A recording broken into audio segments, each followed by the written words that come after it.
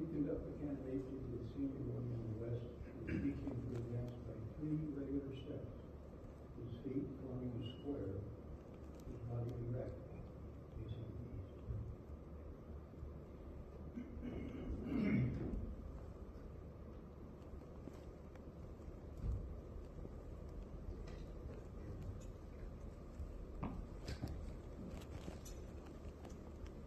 Brother Senior Warden, it is the order of the Worshipful Master that you teach our candidate to advance 3 regular steps. His feet forming a square, body erect, facing east.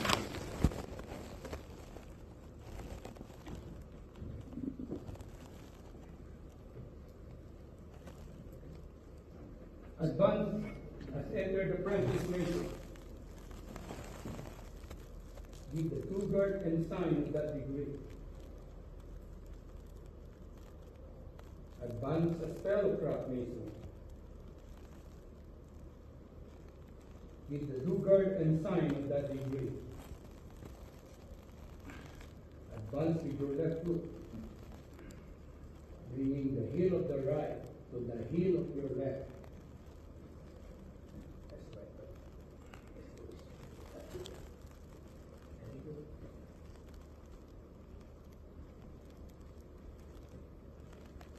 Your body erect.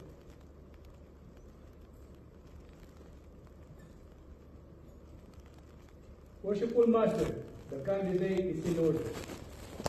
Brother Jacob Jensen, before we can proceed any further with the ceremony of this degree, it will again be necessary for you to take a solemn obligation, in which you will bind yourself to keep inviolate all the secrets of Freemasonry appertaining to the degree of Master Mason. This obligation, I assure you, like those who have already taken, will not interfere with the dignity you owe to God, country, your neighbor, or yourself. It appertains to Freemasonry alone. With this assurance on my part, are you willing to proceed? Yes. And Brother Senior Warden, place the candidate at the altar in due form to take upon himself the solemn obligation of Master Mason, which is by causing him to kneel on his naked knees, his body erect within a square, his hands resting upon the Holy Bible, square and compass. Advance at the altar.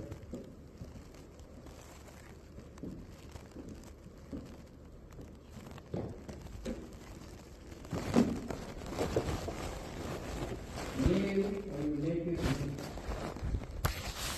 Body erect within the square. Your hands resting upon the Holy Bible, square and compasses. Worshipful Master, the candidate is in due form.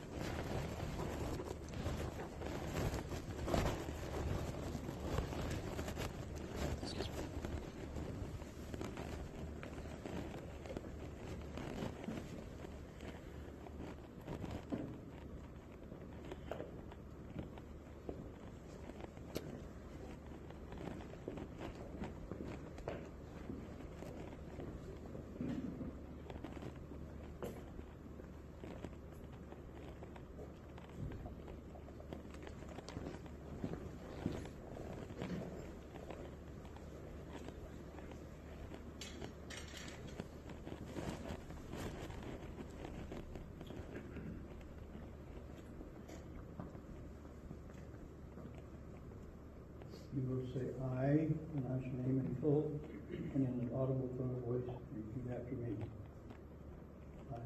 I, Jacob Jensen, Of my own free will and accord, of my own free will and accord, in the presence of God, in the presence of God, and this worshipful lodge of Master in Masons, this worshipful lodge of Master Masons, erected to him directed to him and dedicated and dedicated to the Holy Saints John, to the Holy Saints John, do hereby do hereby and hereon and hereon solemnly and sincerely solemnly and sincerely promise and swear, promise and swear, in addition to my former obligations, in addition to my former obligations, that I will always hail, that I will always hail, forever conceal, forever conceal, and never reveal never reveal any of the secret arts, parts, or points any of the secret arts, parts, or points of the hidden mysteries of Freemasonry of the hidden mysteries of Freemasonry appertaining to the degree appertaining to the degree of Master Mason, of Master Mason, to any person to any person under the canopy of heaven, under the canopy of heaven, except it be except it be to a true and lawful brother of this degree,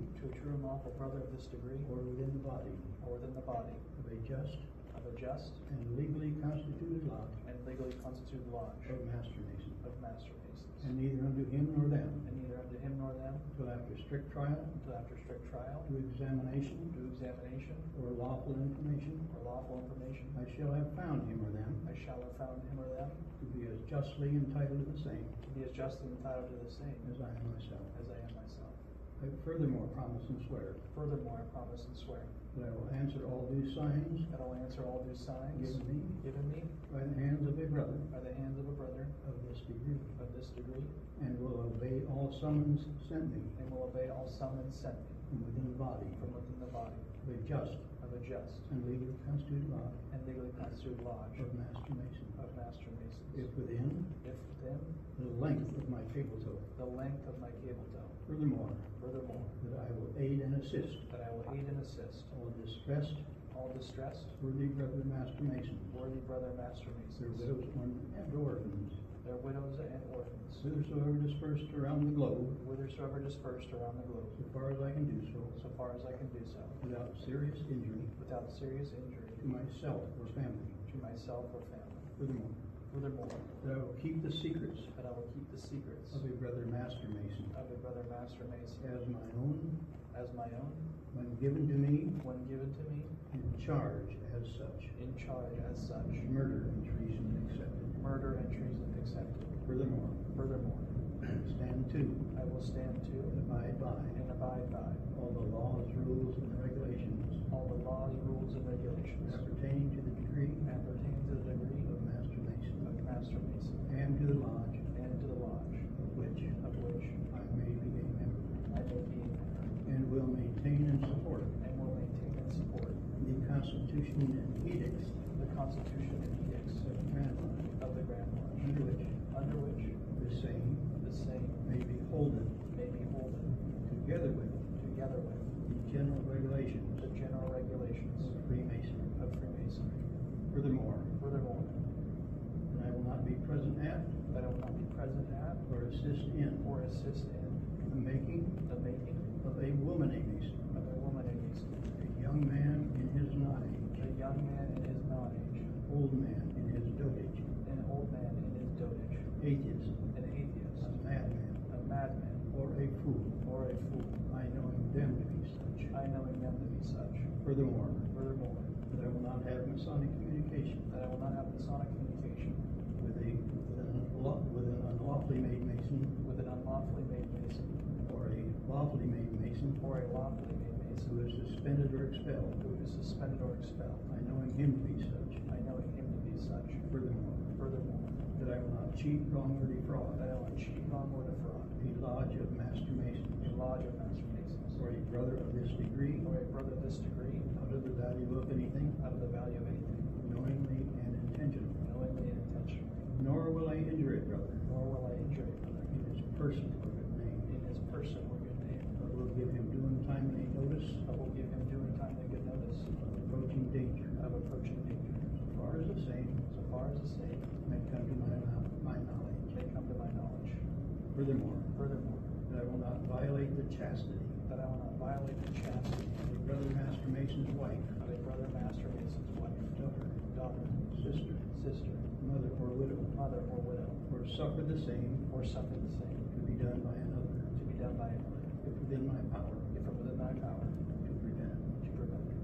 Furthermore, Furthermore, that I will not give that I will not give the grand hailing sign the grand hailing sign of this degree, of this degree, unless I am in real distress unless I'm in real distress or for instruction. or for instruction. Furthermore, Furthermore, that I will not give the substitute that I will not give thee substitute for the ancient master's word for the ancient master's word in any other manner in any other manner than that in which I may hereafter receive it. I may hereafter receive it. Being It being on the 5 points of fellowship, on the 5 points of fellowship. a low tone of voice, In a low tone of voice, not above my breath. not above my breath. To all this, To all this, I do most solemnly and sincerely I do most solemnly and sincerely promise and swear, promise and swear, with fixed and steady purpose, fixed and steady purpose, perform the same, to perform the same without equivocation, without equivocation, mental reservation, mental reservation, or secret evasion, or secret evasion, of mind in me, whatever, of mind in me, whatever, finding myself under no less a penalty finding myself under no less a penalty than that of having than that of having my body severed in twain, my body severed in twain.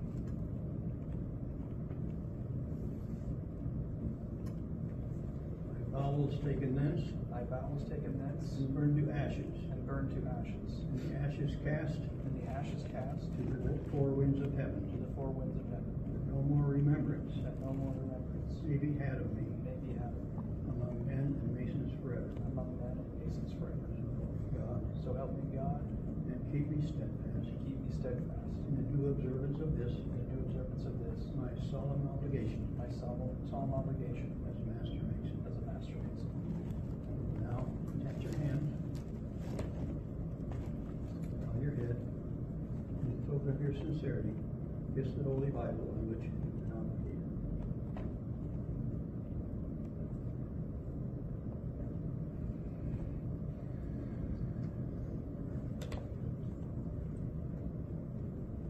Brother Senior Warden, release the candidate from the cable, though it being 3 times around his naked body is to signify that he is now bound to fraternity by a 3-fold tie.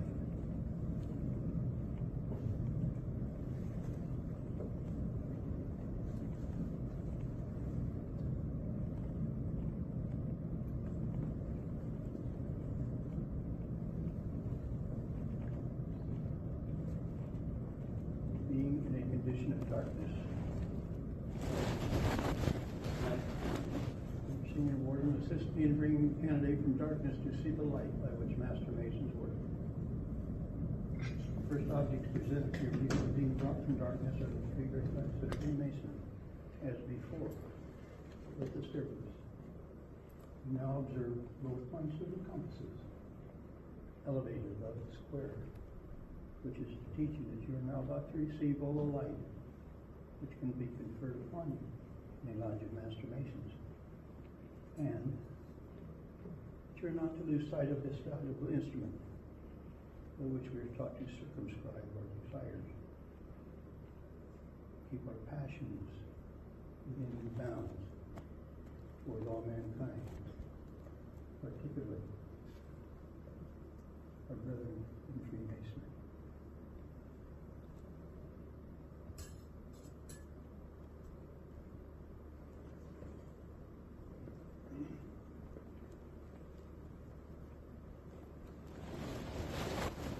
You now observe me as acting master of this lodge, approaching you from the east, under the due guard and sign of Master Mason. Entered apprentice masons, as you have already been informed, advance with their left foot, bringing the heel of the right to the hollow of the left, their feet forming a right angle. Fellow-craft masons advance with their right foot, bringing the heel of the left to the hollow of the right, their feet again forming a right angle. Master masons are taught to advance with their left foot, bring the heel of the right to the heel of the left, the feet forming a split. This is the due guard, and alludes to the manner in which your hands were placed when you took upon yourself the solemn obligation of Master Mason. And this is the sign, and alludes to the penalty of that obligation, of having your body severed in twain, and so forth.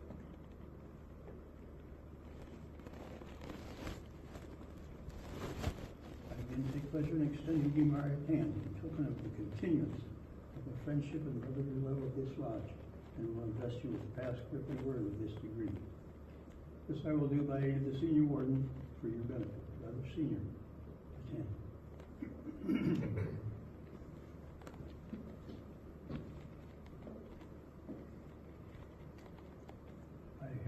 I conceal What do you conceal? all the secret of Freemasonry pertaining to the degree of Master Mason.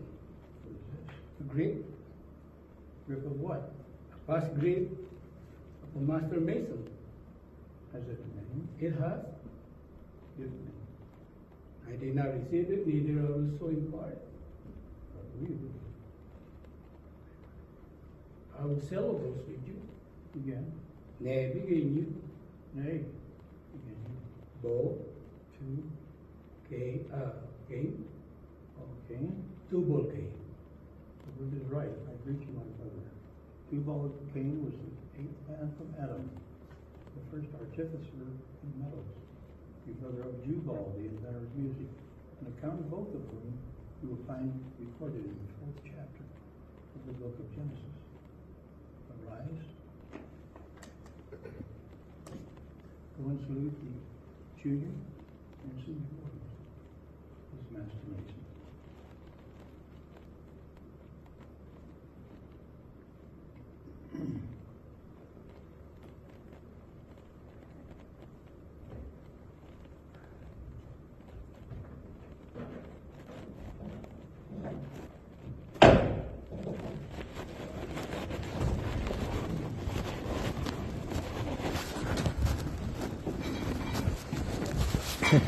Which one is yours? Yeah.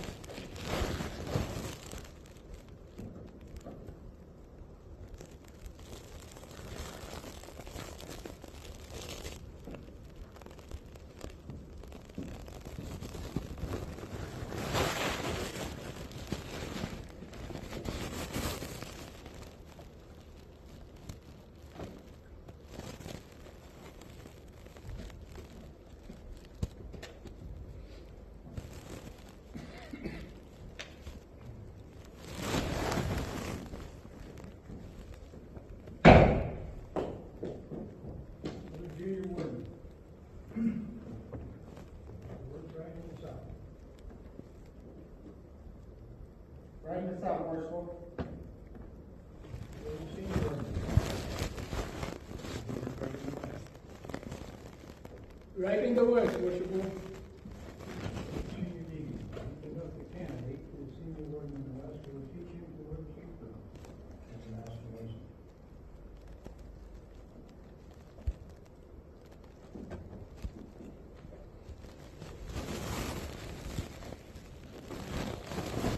Senior Water.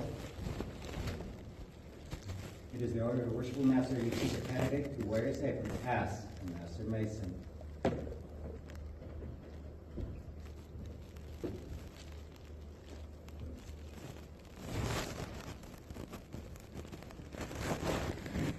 Masonic tradition informs us that in the building of King Solomon Temple, the crafts were designated by the manner in which they were their apron.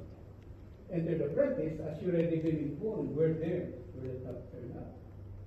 Fellow craft with the top turned down and the corner turned up in the form of triangle. Master Mason were as a mark of distinction. Master Mason were there. Master Mason as a mark of distinction and mark of the distinction were there with the left corner turned down in a form of square.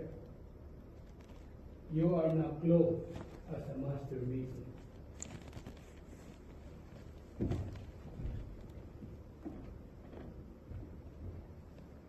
You will now be conducted to the worshipful Master in the East for further instruction.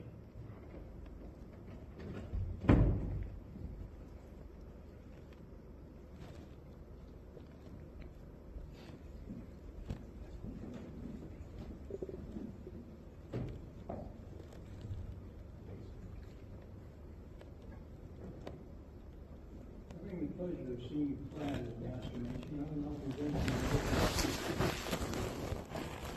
for all implements, Freemasonry, in this community, especially the trowel. The trowel is an instrument made use of by others of Masons called the cement, that unites the building into one common ground. We, as great accepted Masons, are talking for a noble and glorious purpose. The study of cement of brotherly love and affection. Like cement which unites us in one sacred band of society, among whom no contentions are ever used, except that noble contention, or rather emulation, of the best in word and best in deed. Sentiment and operations, not doubting that we will make a good use of it, as Master Mason has done in all ages before him.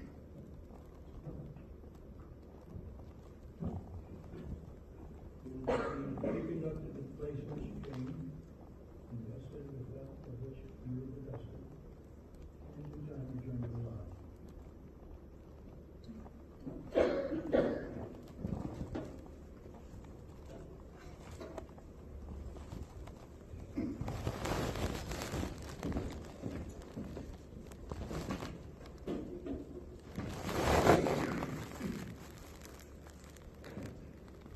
My brother is assigned to which was here or master upon entry or retiring from a lodge or organization, and finalizing to address him, Mr. Lodge.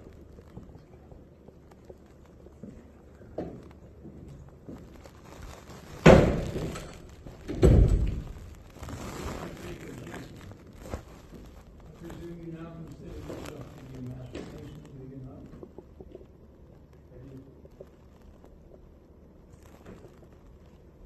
It becomes my duty to inform you that you have not yet been entrusted with all the secrets of your keeping.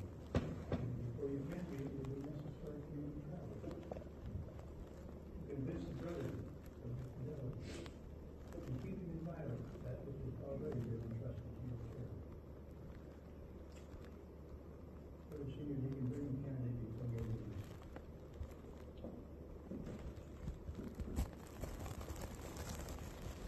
Should such be the case, in full, hey, brother, it is presumed you will be willing to lay down your life.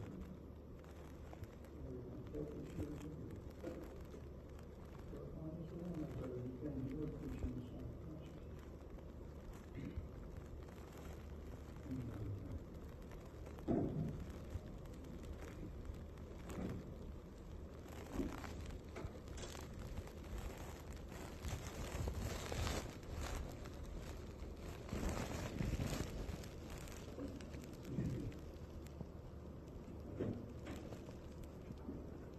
Brother Senior Deacon, retrieve the trowel.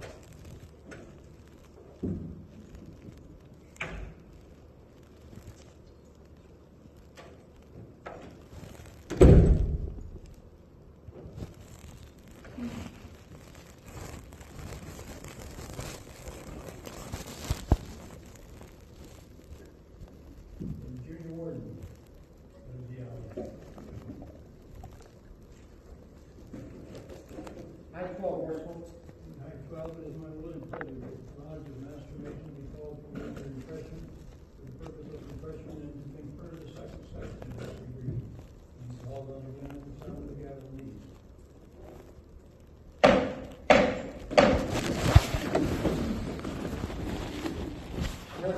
The order of the worshipful master, the Lodge of Master Masons will be called from labor to refreshment for purpose of setting up for the second section for a small break. To be called again at the sound of the gavel and ease.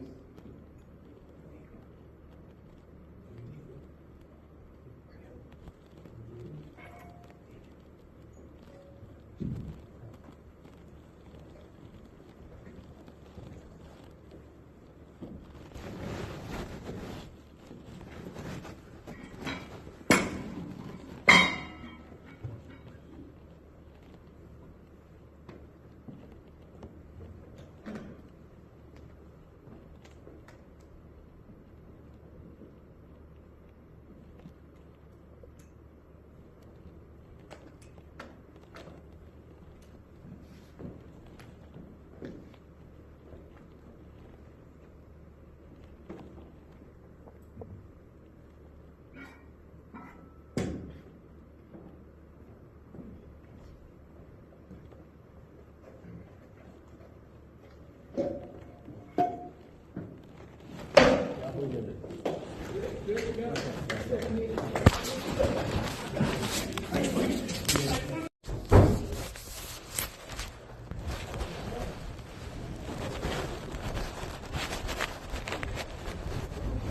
I'll tell you about it. It is horrendous.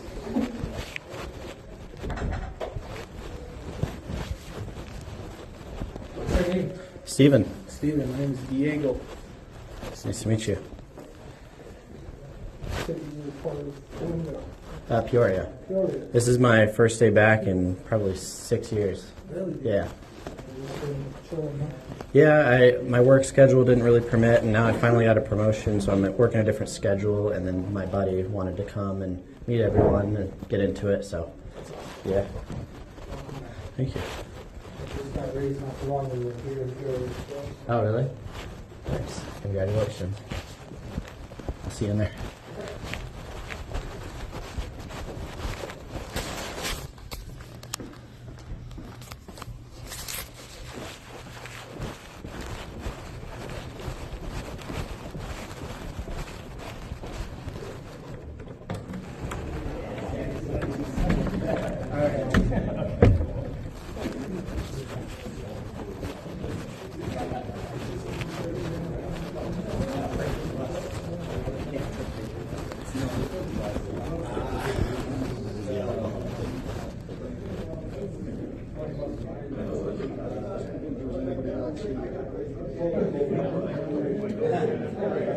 So I looked at it, at one point I asked Aaron about something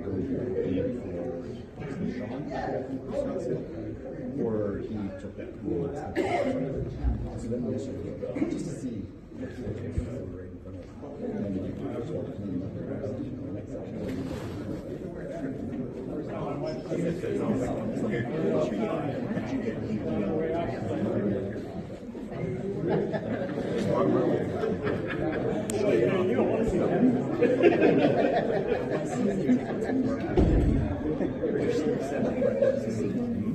What are you doing all the way over there? Hiding so you don't gotta do the lecture?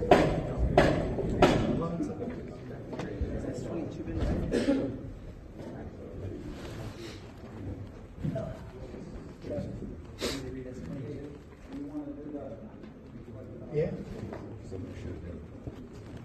When they do the prayer, nobody says amen or some other G during the prayer. Chris, put your apron on one side of the jacket. You know.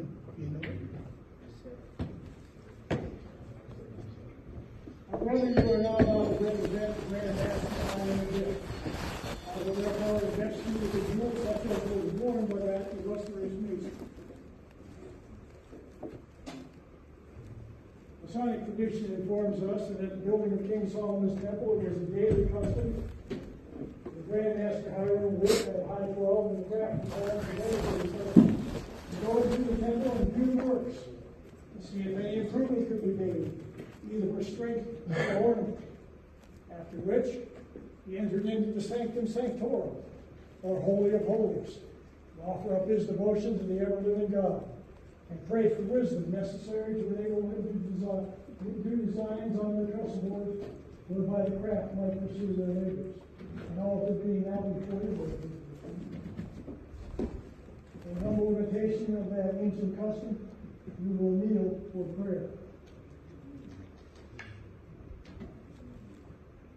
Almighty and eternal God, great architect and ruler of the universe, by whose creative fiat all things first were made, we, the frail creatures of thy providence, humbly implore thee to pour down on the convocation's symbol in thy holy name the continual dew of thy blessing. And we especially beseech thee to impart thy grace to this thy servant, who offers himself as a candidate to partake the best mysteries of the mountain, to do him with such mercy as the hour of trial and punishment, to pass him safely under the protection through the valley of the shadow of death, and that he may finally rise from the tomb of transgression and shine at the stars forever and ever. Amen. The formal class temple was about to go out at the south gate. Grandmaster Hiram of this. So glad to thus meet you alone. Give me the secrets of a Master Mason. This is no time or place to demand those secrets. Don't talk to me of time or place. Give me the secrets of a Master Mason. When the temple is completed, if found worthy, you'll receive them lawfully as I have. Give me the secrets of a Master Mason, or I will take your life. I cannot. Then die.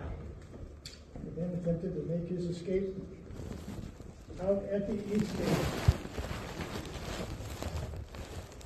Grandmaster Hiram of Biff, I am glad to meet you thus alone. Give me the secrets of a Master Mason. This is no time or place to demand those secrets. Wait with patience till the temple's completed. Talk not to me of time, place, or patience, but give me the secrets of a Master Mason, or I will take your life. When the temple is completed, if found worthy, you'll receive them lawfully as I have. Give me the secrets of a Master Mason, or I will take your life. And ill becomes you in this rude manner thus to demand those secrets. When the temple is completed, if found worthy, you'll receive them lawfully as I have. Then die. He then attempted to make his escape out at the east gate. Grandmaster Hiram of Biff, I'm glad to meet you thus alone. Give me the secrets of a Master Mason, or I will take your life. This is no time or place to demand those secrets. Talk not to me about time, place, patience, or the completion of the temple. Give me the secrets of a Master Mason, or I will take your life. It behooves you in this rude and violent manner thus to demand those secrets. When the temple is completed, if found worthy, you'll then receive them lawfully as I have. You have passed Jubilo. Me you cannot pass. My name is Jubilum, well known for my determination of character. What I undertake, that I do.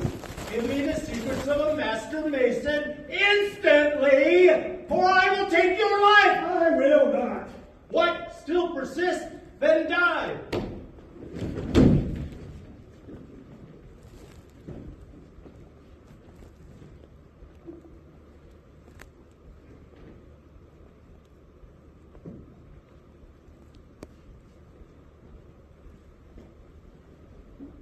What horrid deed is this?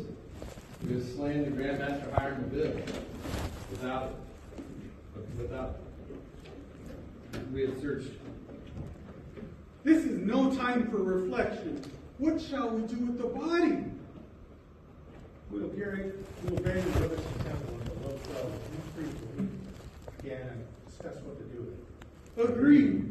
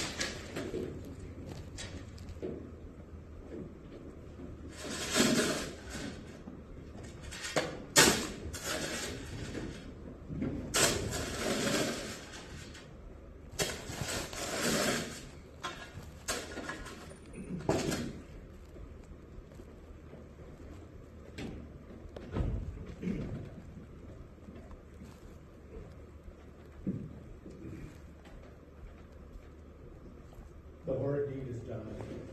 Here cold and mute, wrapped in the icy clasp of death, the master sleeps.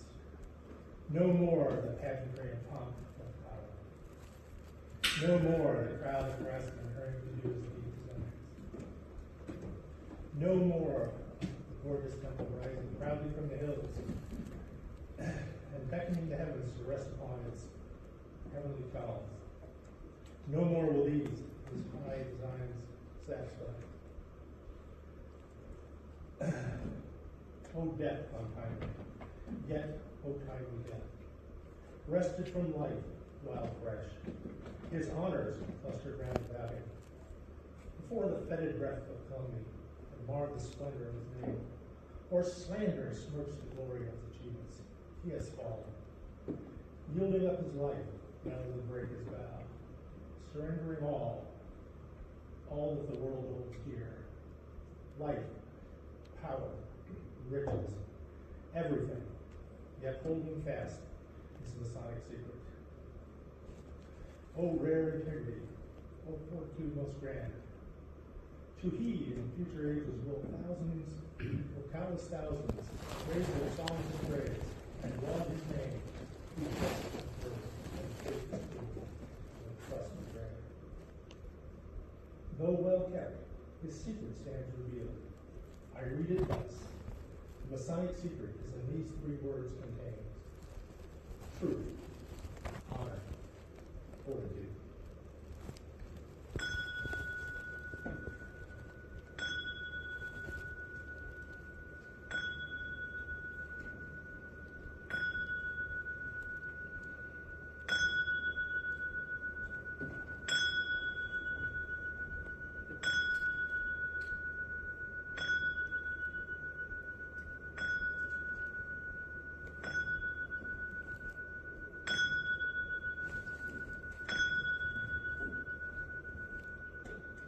Low dwell, the tuneful bell rings out the hour eve. Now must we haste away, bearing the heavy burden of our remorse. Yes, is that you, Jubilee? Yes. Now, what shall we do with the body? We will convey it in a Western manner from the temple and bury it at the brow of the hill to Mount Moriah, where I have been and prepared grave. Agreed.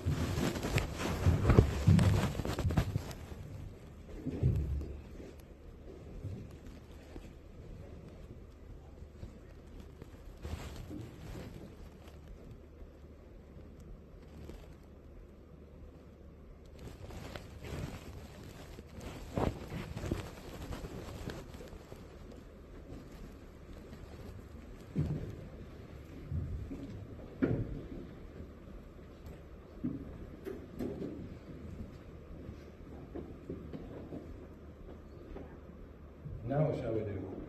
Let us make our escape out of the kingdom. We will travel by circuitous along the coast towards Java and endeavor to Agreed.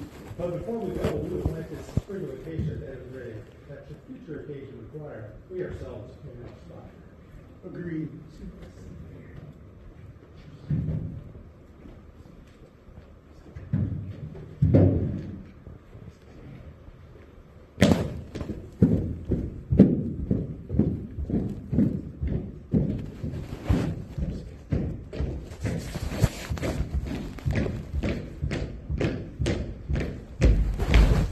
Seafaring man.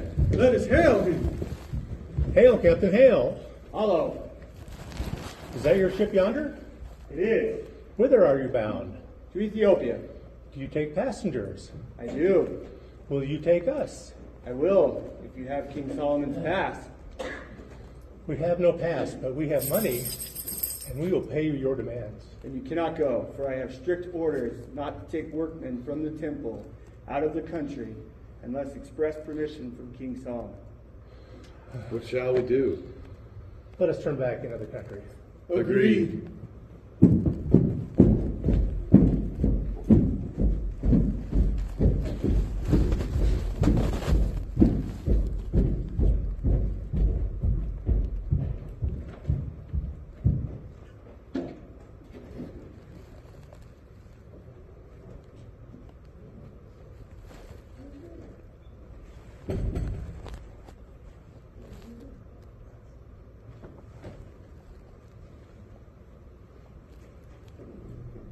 Why are you not at work today?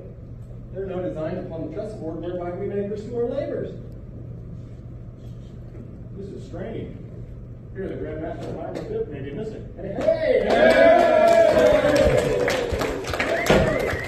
Brother Hiram, what's the cause of this confusion in the temple? Most Excellent King Solomon, the Grand Master of Hiram Abiff is missing. Missing? How do you know to be missing? The nine designs upon the trust board whereby the craftsmen pursue their labor. How long has he been missing? Since yesterday, high 12. That's strange.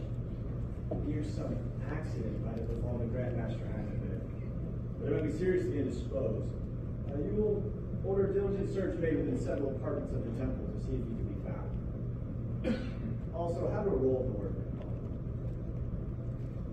Fellow crafts, attend. You seen the Grand Master of Hiram Abiff? Have you seen the Grand Master of Hiram Abiff? Have you? Have you seen it? No. Have you seen the Grand Master of Hiram Abiff?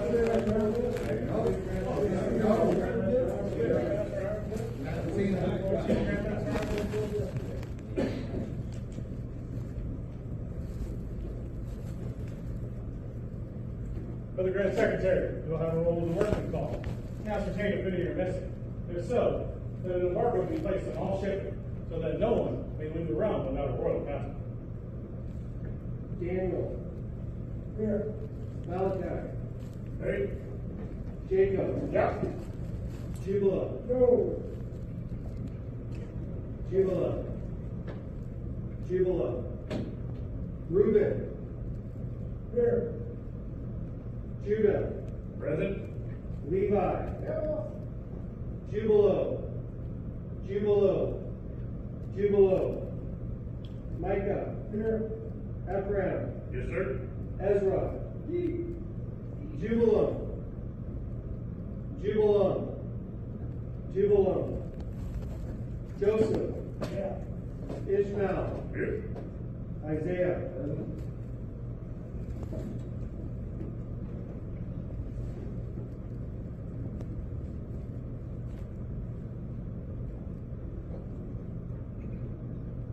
Most Excellent King Solomon, 312 fellowcraft with 3 others, seeing the temple nearing completion and fearing we would be unable to obtain master masons' wages while traveling in foreign countries, entered into a conspiracy to extort from the Grand Master Hiram Abiff secrets of a master mason or take his life.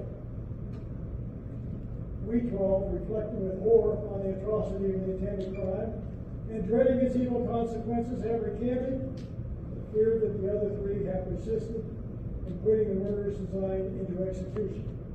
We therefore come before you clad in white gloves and aprons in token of our innocence, and we humbly implore your pardon.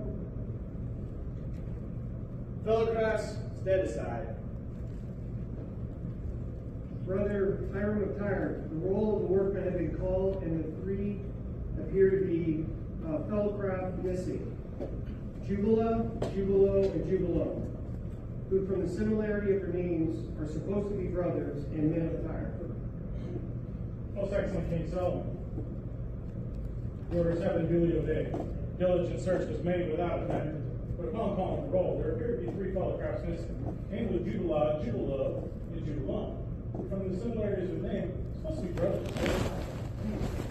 Brother Hiram Tyre, there appears before me 12 fellow crafts, clad in white gloves and aprons, who implored my pardon and confessed that they, along with 3 others, had entered into a conspiracy to extort from the Grand Master, Hiram Abiff, the secrets of the Master Mason, what they would take his life. They 12, however, reflecting with horror of the atrocity of the intended crime, and dreading its evil consequences, had recanted, but feared that the other 3 had persisted on putting the murderous design into execution. You will therefore cause these 12 fellow crafts to be sent out, 3 north, 3 east, 3 west, and 3 south, in search of the Grand Master Hiram Abiff and the deserters from the temple. Fellow crafts, attend. Most Excellent King Solomon, the orders have been duly obeyed. Well, which way should we travel? I propose we travel along the shore towards Joppa. Wait. There goes a wayfaring man. Let us hail him. Hail! Hello, ¿cómo está? Have you seen workmen from the temple pass this way? I have 3 who were endeavoring passage to Ethiopia, but not having able to obtain one, turned back into the country. These must be the 3 of whom we're in search. What shall we do? I propose we return to the temple and report this intelligence to King Solomon. Agreed? Agreed.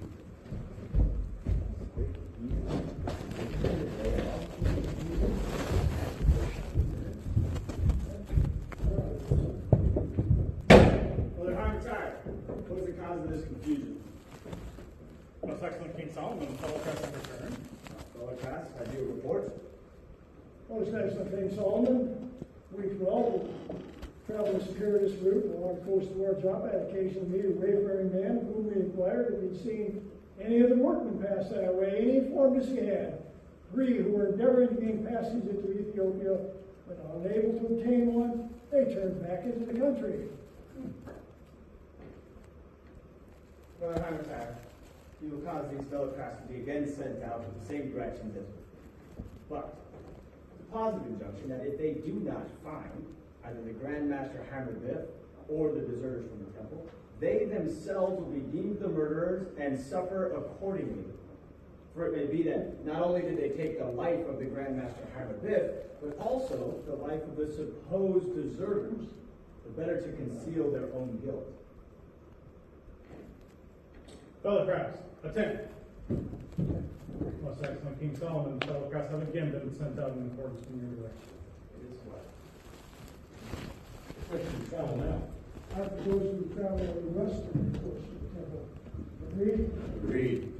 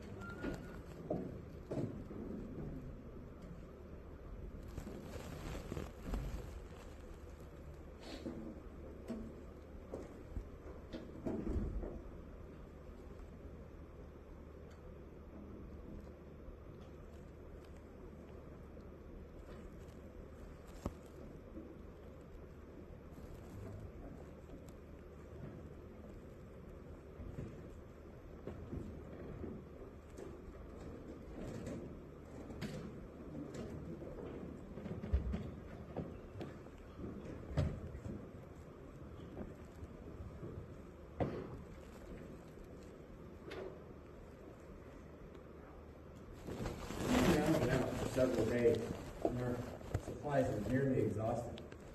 I'm weary and worn out. What shall we do? I propose that we return to the temple, and if our brethren who were sent out in different directions but met with no greater success, that we give ourselves up and suffer the penalty. Agreed? Agreed. But hold, let us separate and yet keep within hailing distance. Should any discoveries be made, we could communicate with one another. Agreed. I am weary before I will rest and refresh myself. This is the result of evil companionship.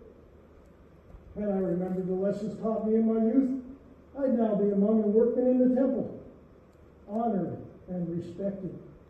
Instead, I'm an outcast and a disgrace. While my brothers are nearly out of sight, I must arise and pursue my journey. This frigatification will assist me to arrive. What? So easily giving way? Hail, brothers! Hail, brother. What discoveries have you made? Upon ascending this hill, while being weary and wore out, I sat down to rest and refresh myself. And while attempting to arise, I caught hold of that frigatification, which easily giving way excited my suspicions. Whereupon I hailed you. The earth has been recently removed. It has the appearance of a grave. Oh, that my throat be cut from ear to ear, my tongue be torn from its roots, buried in the rough sands of the sea, cable closed length from shore, where the rough tide will pad and barely let me float. Hereby had consented to the death of a great man, actor, and That's one of the worst things that there's in the temple. My left breast once opened, my heart taken thence, and given as a prey to the beasts of the field and the wolves of the air.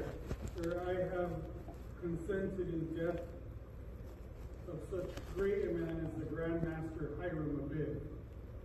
That sounds like another of the deserters. Yeah. Jubala and Jubalo, I am more guilty than you both. It was I who struck the fatal blow. It was I who killed him. Oh, that my body had been set in flame, my bowels taken thence and burned to ash, and those ashes cast to the four winds of heaven, that no more remembrance may be had of me among men and masons forever. Ere I had killed so good and great a man as the Grand Master Hiram. That's the voice of Jubala. What should we do? Let us rush upon, seize, bind, and take them up to the west gate of the temple. Agreed. There they are, you know.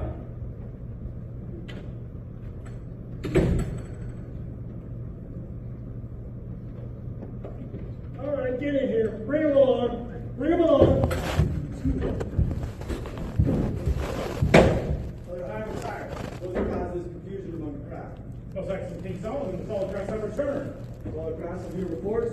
What's next, King Solomon? We three telegraphed, traveled their westerly course from the temple, had occasion to ascend a hill, at the brow of which I, being more weary than the others, sat down to rest and refresh myself. And upon attempting to rise, I caught hold of a sprig of acacia, which easily giving way, excited my suspicions, whereupon I hailed my brethren. And while consulting on the spot, the earth having been recently removed, and it having the appearance of a grave, we heard voices issuing from the cleft of the adjacent rocks, which we recognized as those of the deserters, each severally accusing each other and excusing themselves.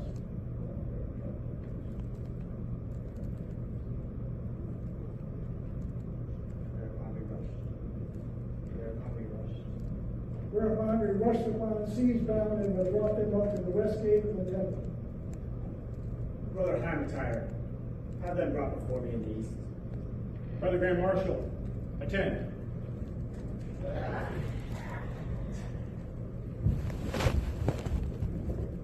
Ugly criminals.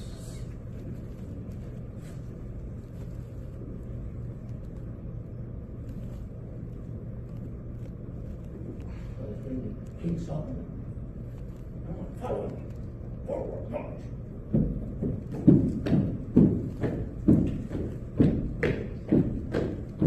Right turn.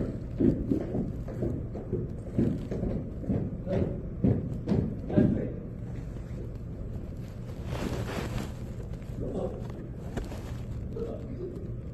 Jubala, Jubala. You stand here before me charged with the murder of the Grand Master Hiram Abib. What say you, Jubala? Are you guilty or not guilty? Guilty, most excellent King Solomon. May my throat be cut from ear to ear, my tongue be torn from its roots, buried in the rough sands of the sea. The cable goes length from shore where the tide regularly ebbs and flows. What say you, Jubala?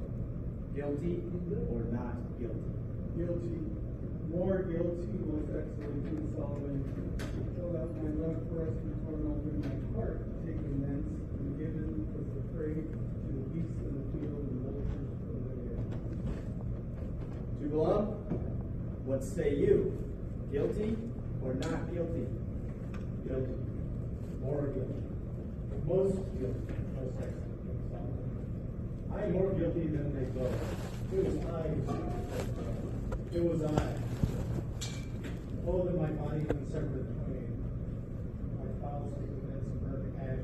Those ashes cast to four winds of heaven. That no more remembrance may be had of me among men and nations forever.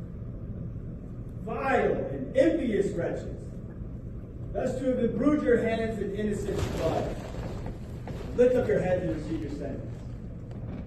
It is by my orders that you be taken without the gates of the city, and there severally executed with the implications which have just fallen from your own mouths. Brother Hiram tired. See this, my order is duly executed. Brother Grand Marshal, attend. Left face. Forward motion.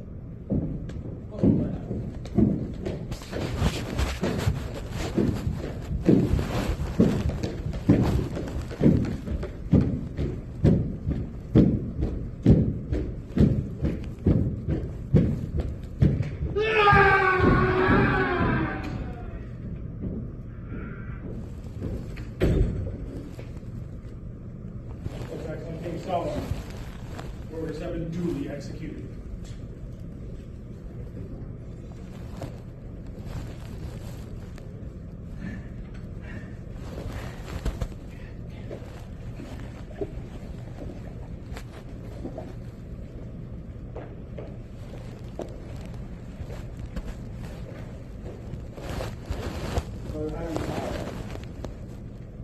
You will cause these photographs to be sent to the place where the weary brother sat down to rest and refresh himself.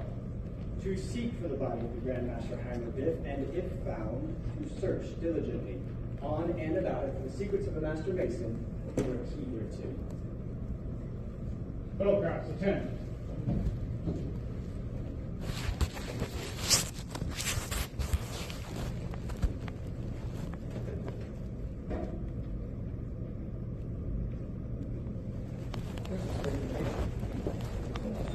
That's the spot.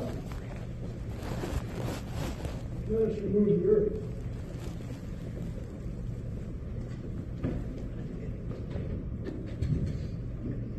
To realize the Body of the Grand Master Hiram Biff. There is his jewel. In order to build and search on everybody. The secrets of the Master Mason are key there too. I can find nothing. Can you? I can find nothing. Can you? I can find nothing. What shall we do? Let us remove the jewel, turn, and report. Agreed? Agreed. Behold, let us first take the dimensions of the grave. It is dug due east and west, and 6 feet in depth. Now let us return and report. Agreed.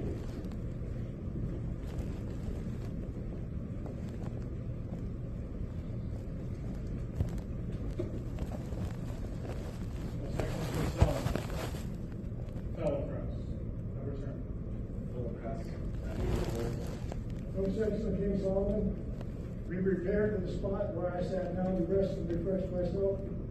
And upon removing the earth found the body of the Grand Master Hiram Abiff in a grave dug due east and west and 6 feet in depth. Diligent search was made all over the body, but we were unable to find the secrets of the Master Mason or a key thereto. But this we did find, which I recognize as the jewel belonging to the Grand Master Hiram Abiff.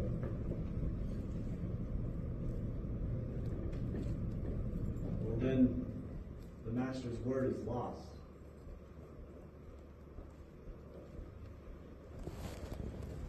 Brother Heimertine, take unto yourself suitable assistance, and go with me to raise the body of the Grand Master Heimerbiff for a more decent Brother Grand Marshal, form a procession in the east. Brother Stewart!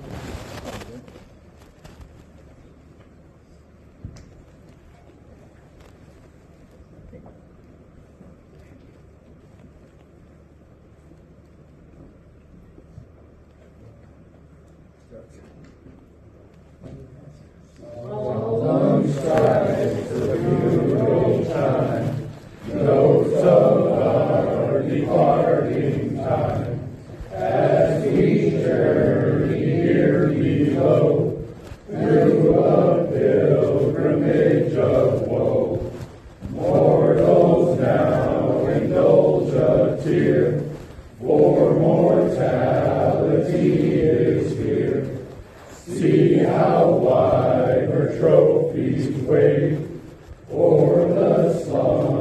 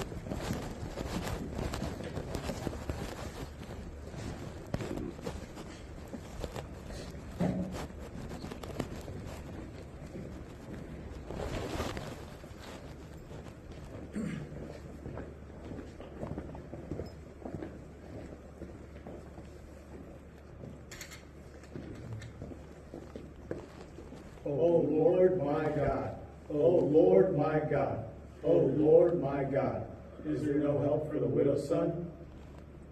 Brother Havertire, you will raise the body by the grip of an inner French mason.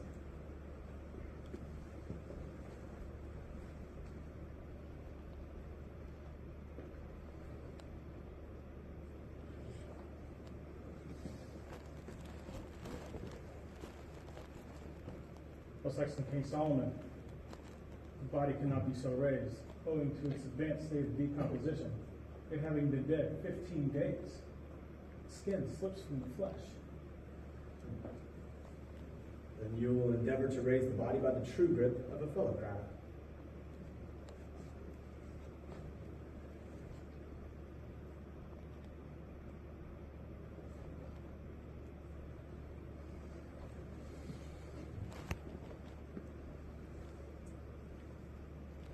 Most excellent King Solomon, for like reasons as before, the body cannot be thus raised.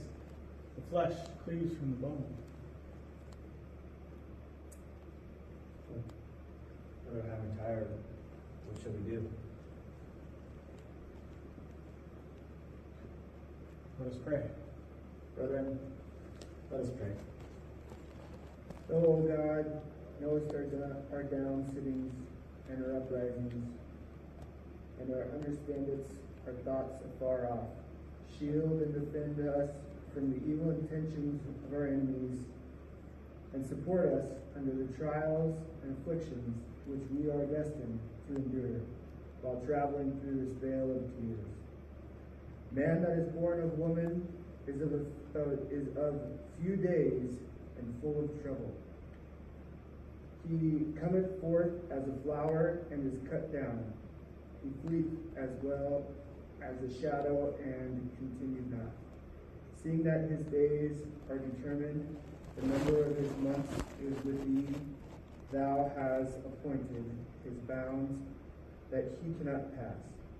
Turn from him that he may rest till he shall accomplish his day. For there is hope of a tree, if it be cut down, that it will sprout again, and that the tender branch therefore will not cease.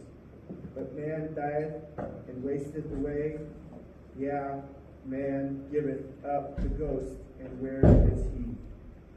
As the waters fail from the sea, and the flood decayeth and drieth up, so man lieth down and riseth not up, till the heavens shall be no more.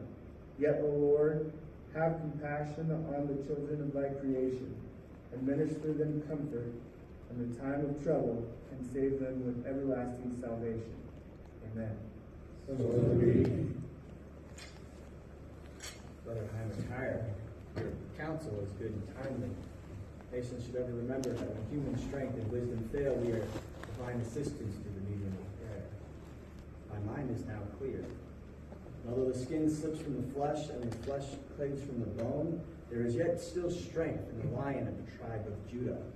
The body shall be raised on the 5 points of fellowship, and the first words spoken or uttered after the body is raised will be the substitute for the ancient master's word until future generations discover right.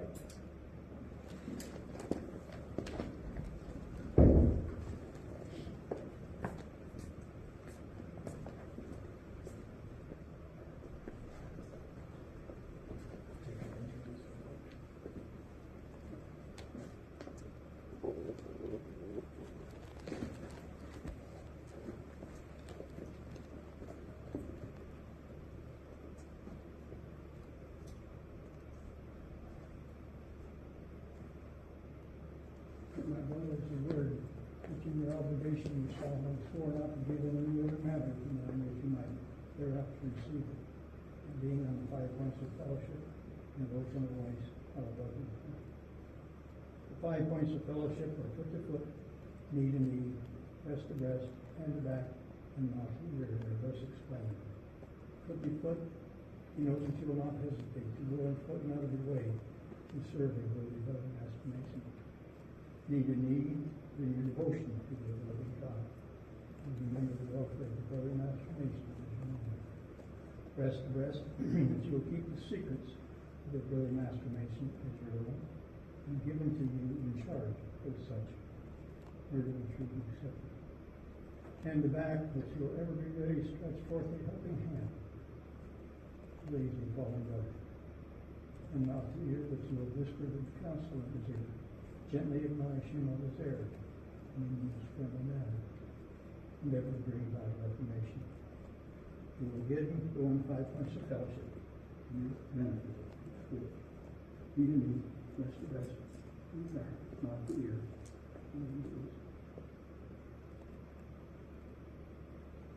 This, my brother, is a true grip of the Master Mason. It is said the body of Grandmaster Hine and Biff was raised from the grave. Since which time this has been adopted as a true grip of the Master Mason. There's a lecture appertaining to this degree which, when you are seated in a chair provided for you, Worship Brother Ariel Macker, proceed to pray.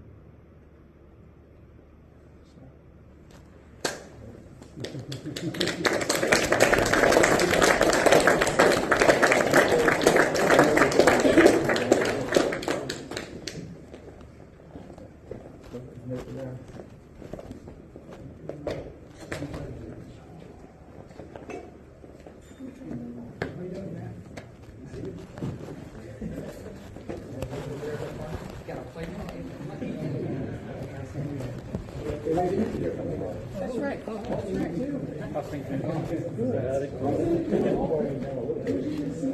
Congratulations. Hey, there you go. Hey, there you go. Master was Congratulations. Got out of that one. You got me nervous Fun to there. mess with you guys.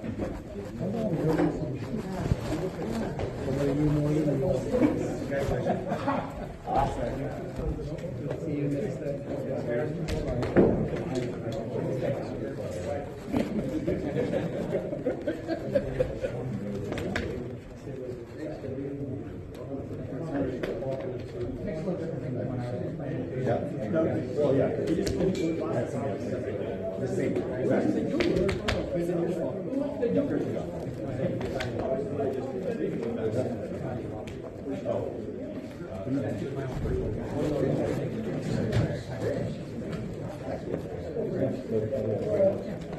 Who got the jewel? You're doing it straight, right? I got one.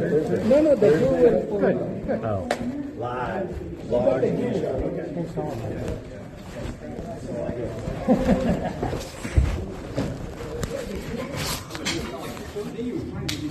No.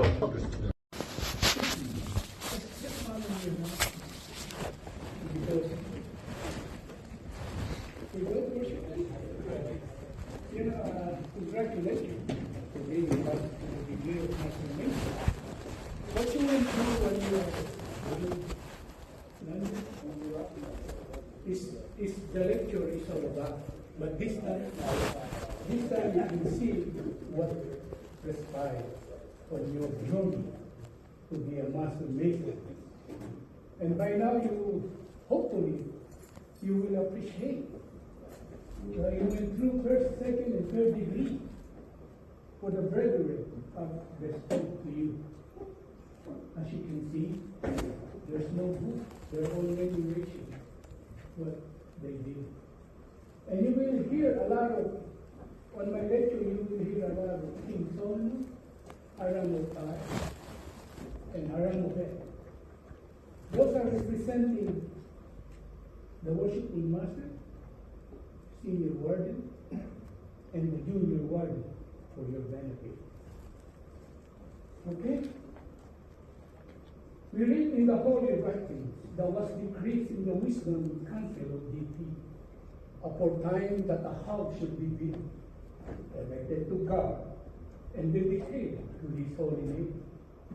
We also learn from the same sacred source that David, king of Israel, desired to build a house.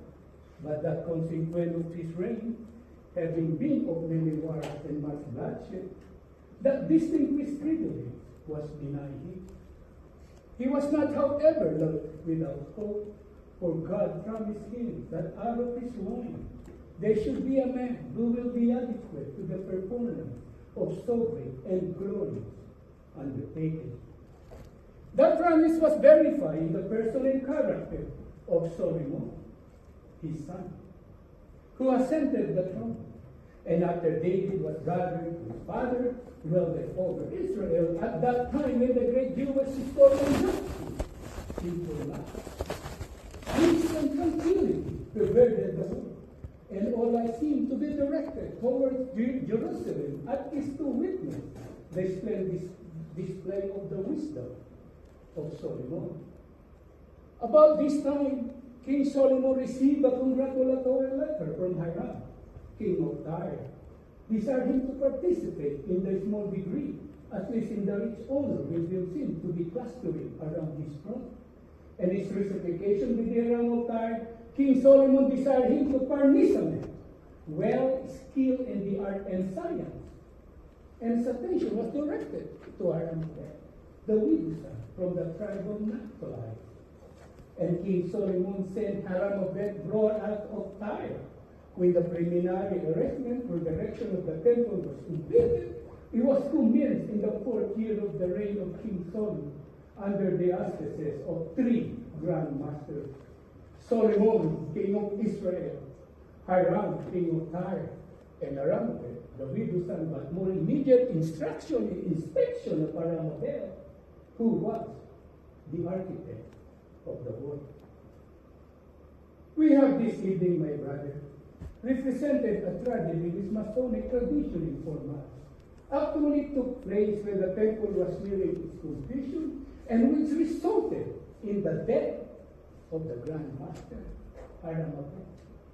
His death is premeditated, and the circumstances were attending as were as follows.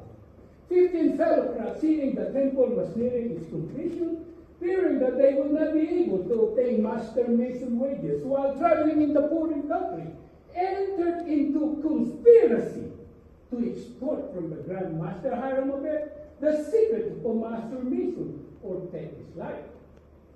12 of them, however, reflecting with horror upon the atrocity of the intended crime, dreading its evil consequence, had recanted. But the other 3, named Jubalo, and Jubala, being more hardened in believing, persisted in putting the murderous design into execution.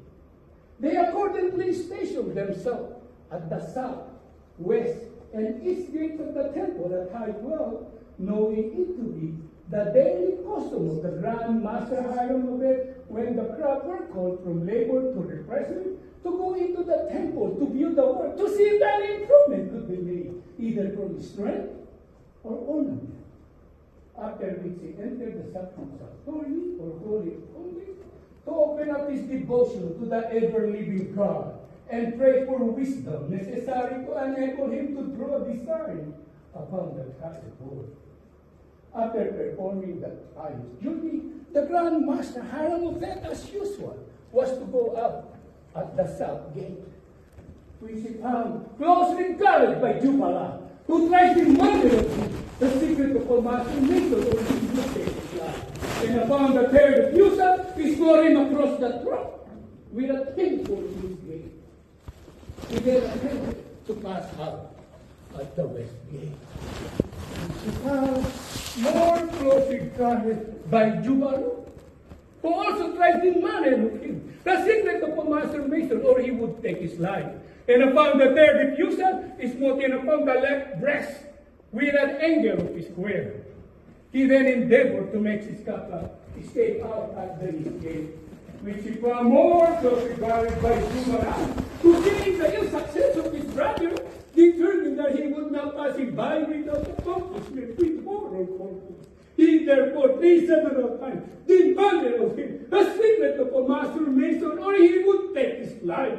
And upon the third refusal, he smote him on the head and fell his death at his feet.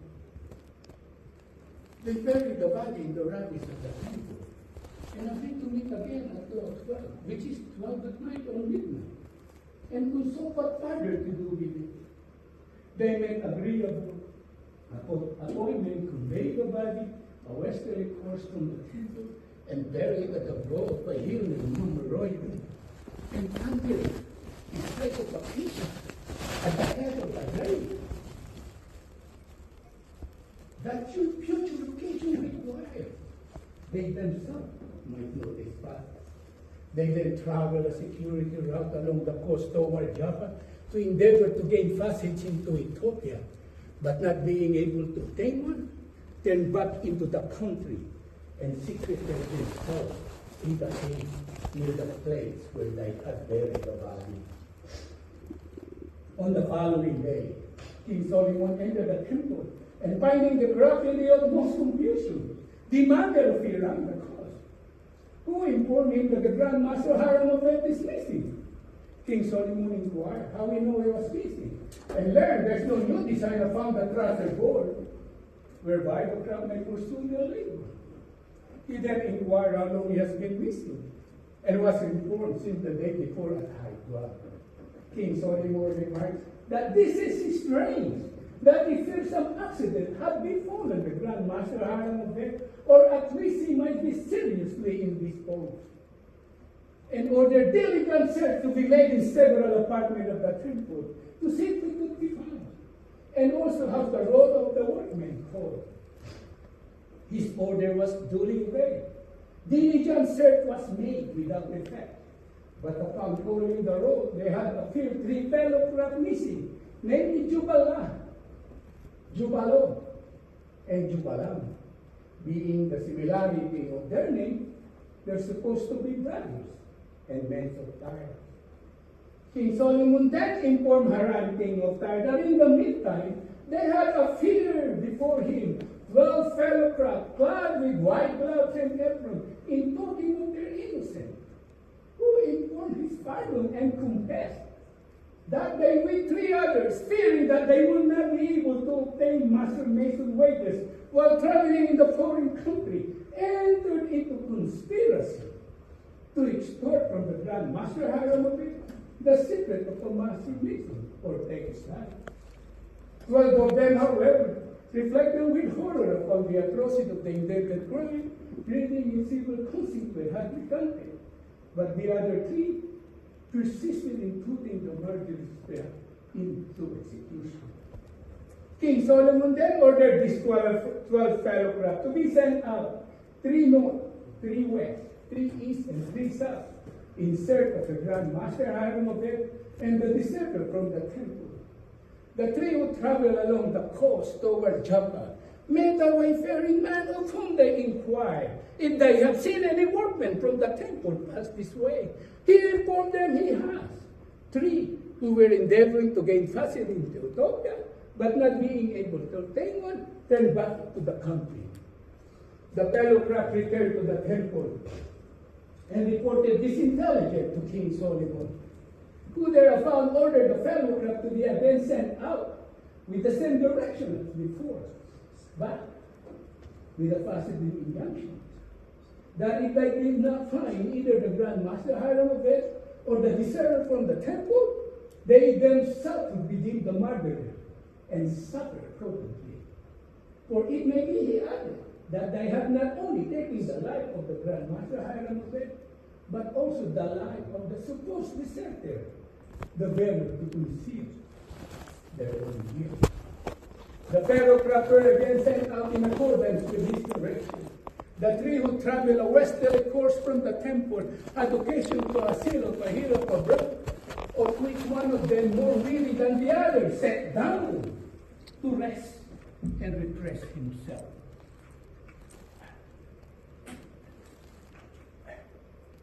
While attempting to arise, got a hold of his spring of acacia, and easily giving away, excited his suspicion, whereupon he held his brother.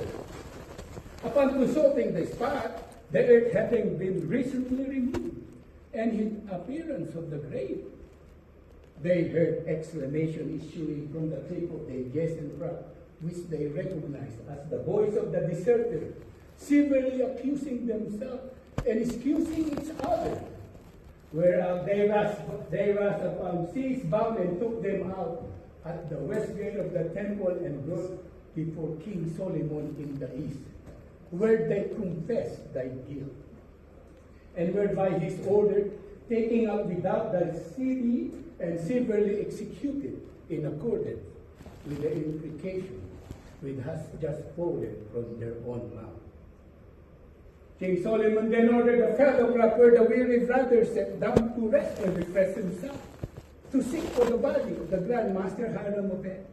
And he found to search diligently on in a barrel for the secret of a master mason or a key thereto. The fellow crop repaired to the spot, and upon removing the earth, found the body of the Grand Master Hiram of Heaven in the grave, dug due east and west, and 6 feet in depth. Diligent search was made only in the barrel for the secret of a master mason or a key thereto. But they did not find the secret. But they did find the jewel worn by the Grand Master Hiram of Heaven. Upon this intelligence being communicated to King Solomon, he exclaimed, "Then the mastered word is lost." Which might seem to imply to you, my brother, that no one but the Grand Master Hiram of Heaven possessed the word. Such, however, was not the case. Masonic tradition informs us that in the building of King Solomon, there were 3 Grand Masters: Solomon, king of Israel, Hiram, king of Tyre, and Aramobet, who entered into a solemn covenant not to give the secret of a master mason when assailed by the ruffian, choosing rather to lie down his life than to forfeit his integrity. For that alone, my brother, is well worthy of imitation. Grand Master King Solomon ordered Hiram, king of Tyre, to take unto himself suitable assistant and go with him to raise the body of the Grand Master Hiram of Heaven. And upon arriving the grave, they thrice raised their head, "O Lord my God, O Lord my God, O Lord my God."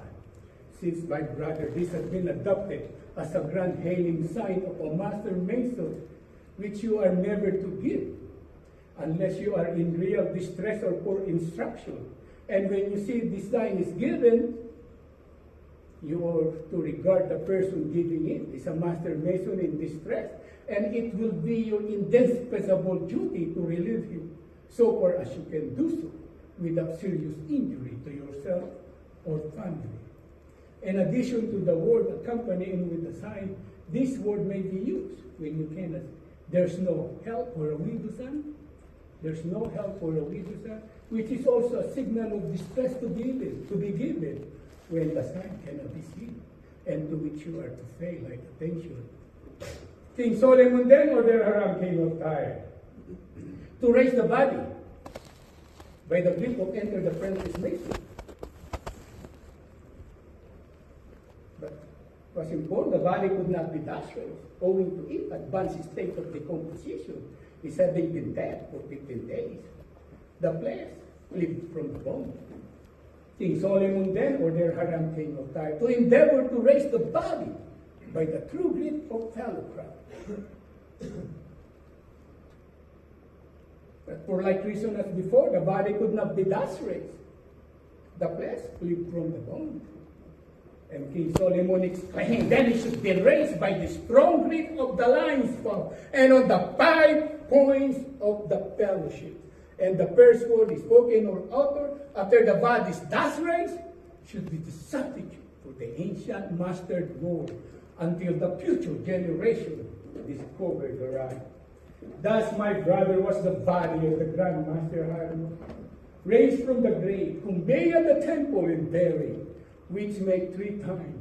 First in the rubbish of the temple by the ruffian, second on the hill of the Mount Moriah by the same, lastly near Saptorium, or Holy of Holies, where Masonic tradition informs us there was erected to his memory a marble monument consisting of a beautiful column broken by it standing virgin weeping, an open book before her, the sprig of acacia in her right hand, the urn in the left hand, and time patiently unfolding the ringlets of her hair. The broken column denotes the untimely death of the Grand Master Hiram. The virgin weeping the unfinished state of the temple. The book opened before her, that the memory of his many virtues is recorded in every mason's heart. The sprig of acacia in her right hand, the early discovery of his grave, the urn in the left hand, that the ashes of this distinguished and exemplary masons are faithfully deposited. And time patiently unfolding the ringlets of her hair denotes that time, patience, and perseverance will complete all things. This, my brother, conclude the first section of this lecture of this degree. They have a second section. When I have sipped my water, I will continue to give.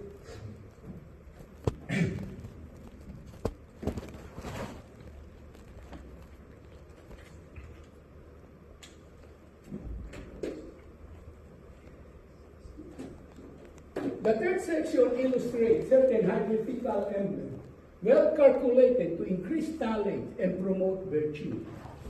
In it, many particulars related to the building of King Solomon's temple are noticed. That famous fabric, as I before informed you, was commenced in the 4th year of the reign of King Solomon on the 2nd day of the month. Being on the 2nd day of the sacred year, it was located on Mount Moriah, near the place. So Mount Moriah, where Abraham was about to offer his son Isaac, and where David met in a feast, the destroying angel.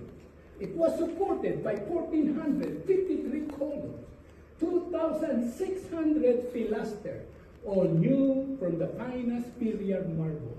They were employing it, erection, 3 grand masters, 3,300 master or overseer of the work, 80,000 fellow craft or hearer in the mountain, 70,000 entered apprentice or barrier or border, when also class, and arranged by the wisdom of Solomon that neither in vain, discord, confusion, was suffered to interrupt or disturb the peace and good fellowship among the workmen, except in the single instant which we have this evening represented, and which resulted in the death of the Grand Master, Hiram of it. A startling evidence of interposition of divine providence were informed by the great Jewish historian Josephus, that although more than 7 years were occupied in its building, yet it did not rain in the daytime, but in the night season only, that the workmen might not be obstructed from their labor. We also learn from the same sacred source that we did not hear a sound of axe, hammer, or any tools of iron in the house while it was building is being put together in the manner described to you into preceding degree. Enter the apprentice mason assembled in the ground floor of King Solomon's temple. Their lodges consisted of not less than 7. One master, the others entered the apprentice. Fellow craft held their meeting in the middle chamber. Their lodges consisted of not less than 5. 2 masters, the others fellow craft. Master mason meet in the sacrum sanctorium or holy of holies. Their lodges consisted of 3 master masons. Master mason now it was said to be supported by 3 great pillars dominating wisdom, strength, and beauty. They should be wisdom to construct, strength to support, and beauty to adorn all great and important undertakings. The pillar of wisdom is said to represent Solomon, king of Israel, as by his wisdom the mighty edifice which erected, which immortalized his name. The pillar of strength is said to represent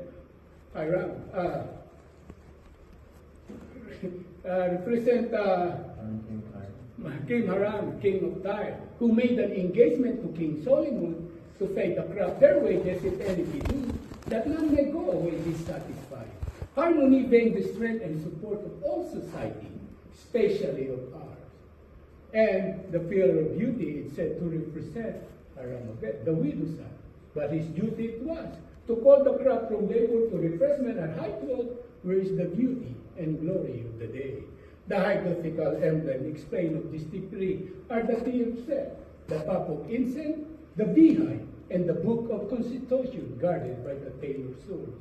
The swords pointing at the naked heart and all-seeing eyes, the anchor and the ark, the 47th problem of the Euclid, the hourglass of the sin. The explanation of these 8 classes is to be found in every various monitor, which have from time to time being adopted by the fraternity, and it's hoped that you will soon make yourself familiar. The 9th or last class is not meritorial, being competent to the repository of faithful breath. It consists of the setting mold, the spades, the coffin, and the spray of occasion. The first 3 are emblem of mortality. The last is an emblem of immortality. By the setting mold, we are reminded of that, with the Grand Master Harold Beth was his name. By the coffin of that, which dug his grave, and by the spade of that, which dug his grave, and by the coffin of that, which received his remains. These to the rational thinking mind are calculated to produce serious melancholy reflection. But when we look forward to the spray of acacia which budded and bloomed at the head of his grave, we are reminded to the immortal part, the spirit or soul of man, which will live when time shall be no more. It is the inspiration of that great divinity whom we adore, and bears the nearest resemblance or affinity to that supreme intelligence which perverts all nature, which will never, never, never die. Hence, my brother, how important it is that we should imitate the Grand Master Hiram of it and his inflexible fidelity to his trust, that maybe we prepare death, not as a great tyrant, but as a kind messenger to translate us from this imperfect to that all-perfect, glorious celestial lands above, where the Supreme Grand Master of the universe forever preside.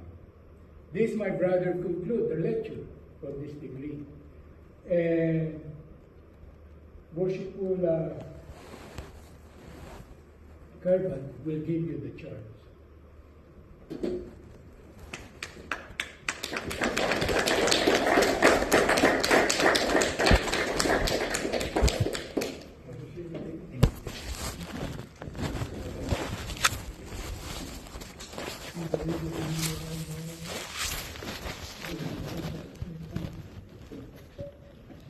I have something here for you, brother.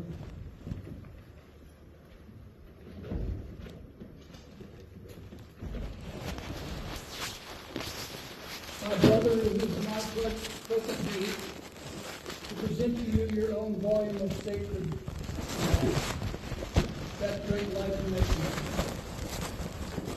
Before doing so, however, I have certain observations to make concerning this holy book, and this your 3rd degree, to which I trust you will pay strict attention.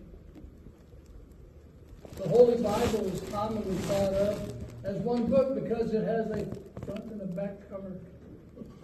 However, it's a library of 66 books, 39 of which are found in the Old Testament and 27 in the New Testament. These books represent the sacred literature of the Hebrew race and are the product of many centuries of varied authorship and subject matter. They combine law, history, poetry, philosophy, biography, ethics, and the revelation of the divine truth and light. Diverse as the subject and authors are, remote as the legend types and styles of expression are, the intelligent reader discovers an ever-increasing purpose running through the pages like a silver thread through a darker fabric. Veritable flashes of truth and light reveal the true character and mind of God and his never-failing love towards all mankind. The Holy Bible is the world's supreme record of man's experience with faith. It is the Mason's trestle board in character building. That important duty to which you have dedicated yourself this evening and have been emblematically presented the tools of this degree. In this holy book, are laid down the principles for correct living. Its great men loom large upon the background of world history. They lived, they fought, they loved, they sinned, they repented. And they have left behind them here in this holy book the testimony that the keeping of God's law and the doing of God's will are the only things in this life worth living for. We need to know our Bible, to learn its precepts, to reverence it as our great book friend. And my brother, that your feet may not stumble, and that your pathway through life may be well lighted. Your brethren of this lodge have commissioned me to place in your hands this evening your own volume of sacred law, that great Masonic light, on which you took all three of your obligations, with the prayer that it may indeed be a lamp unto your feet and a light unto your path. We bid you read it frequently, carefully, and thoroughly, and urge you to use it as a guide in your earnest effort to become a better man and a better Mason. A credit to this lodge in particular, and an asset to the community wherein you may at any time reside. My brother, this is your guidebook for building your spiritual temple. That edifice within you over which you are the architect of your very own soul. That soul that was so eloquently represented this evening by Grand Master Hiram V, and you, yes you, representing him. Despite the guidance so beautifully woven throughout this book, and because we are all human, there may be times in a man's life, or your life, where the pressures or drama of life leads him astray. So far astray that his spiritual temple begins to suffer or crumble under those pressures. So what do you do when you see or are aware of a brother downtrodden, suffering from the pressures of life? Or, if you are the one suffering, what are your expectations? Tonight, you are admonished that you will unselfishly go on foot and out of your way to aid and succor a needy brother. That you will ever remember a brother's welfare as well as your own in all your applications to deity. That you will keep in your breast a brother's secrets. That you will be ever ready to stretch forth your hands to aid and support a falling brother. And that you will ever whisper good counsel in the ear of a brother, and in the most friendly manner remind him of his errors and endeavor to aid in his reformation, and will give him due and timely notice that he may ward off all approaching danger. My brother, we are the architects of our own souls. The strength of our spiritual temples comes from our being the masters of our own souls, and from the guidance offered from within this lodge and that great light in masonry. Congratulations, my brother. Now I'd like to tell you a little bit more about the book you hold in your hands. And I'd like you to keep this for reference because you need to memorize this later. The front of this Bible contains a title page, and in there you will find the signatures of the officers of Peoria Lodge number 31. And on the following page, you will find the signatures of all the brothers present here this evening. Further past that, you will find an opportunity to register your Masonic life should you choose to pursue the Scottish or the York Rite, or if you become involved in the Eastern Star. All those pages are set aside for you for keeping a record, as well as the genealogy of your family to be able to pass on to future ages. Congratulations and enjoy that book.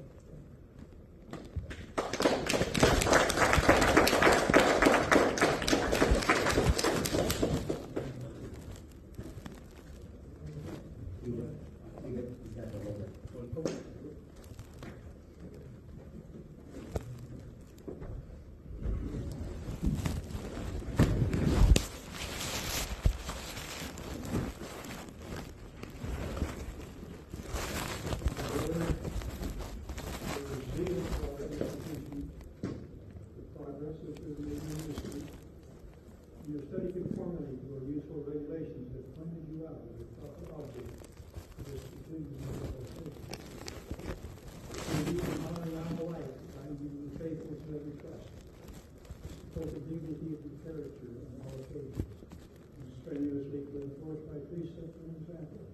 They study obedience to the tenets of free instinct.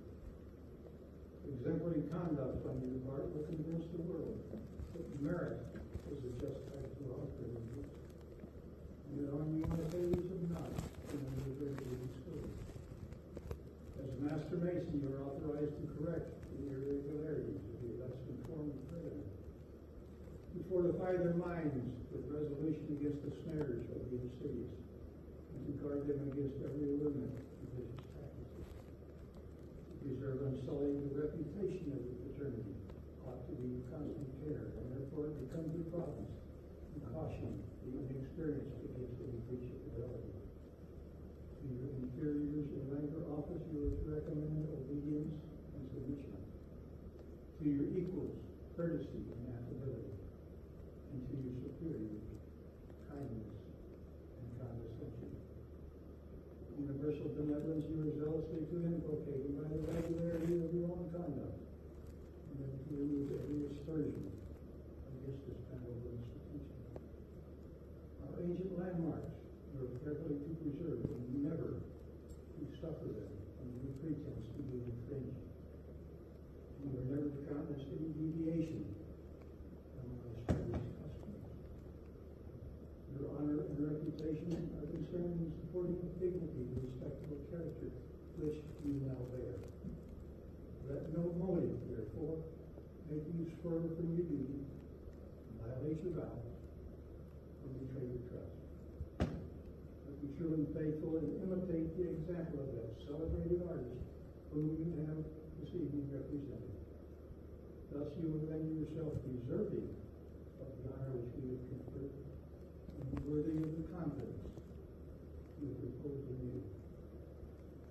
Brother Senior Deacon, you now perform the traveling charge.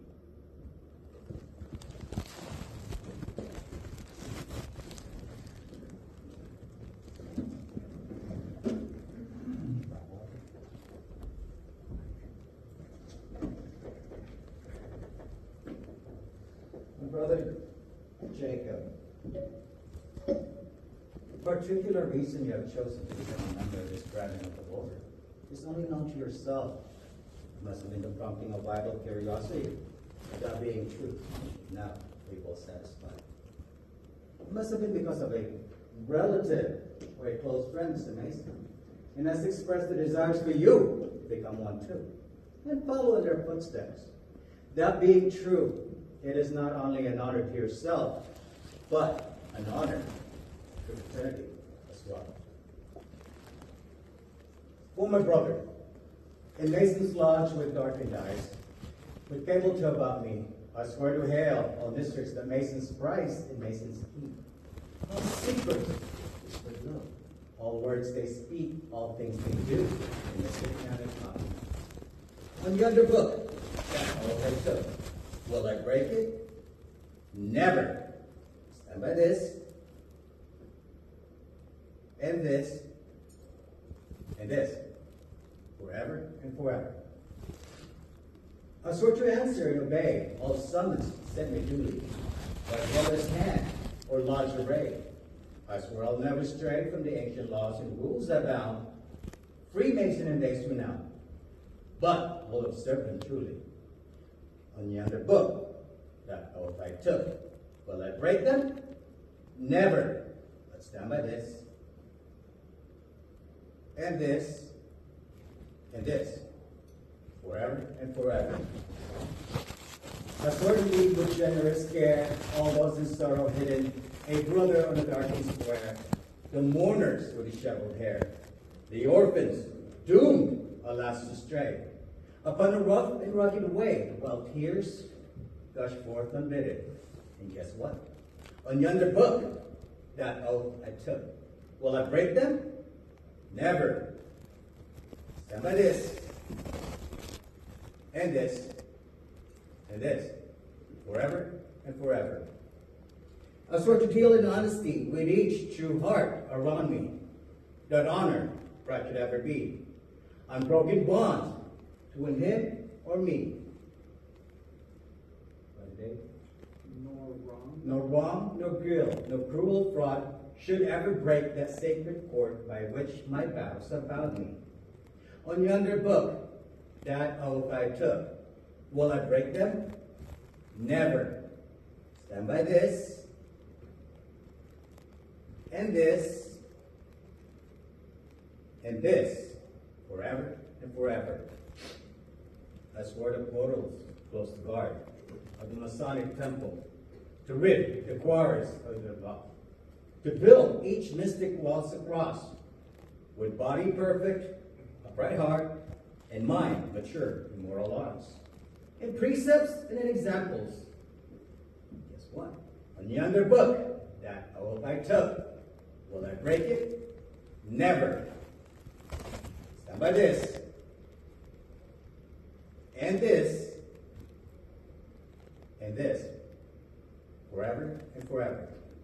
I swore to chastity close to God, a mason's widow, wife or child, his mother or sister defiled.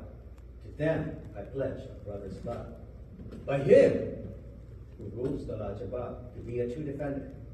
On yonder book, that oath I took, will I break it? Never. Stand by this, and this, and this.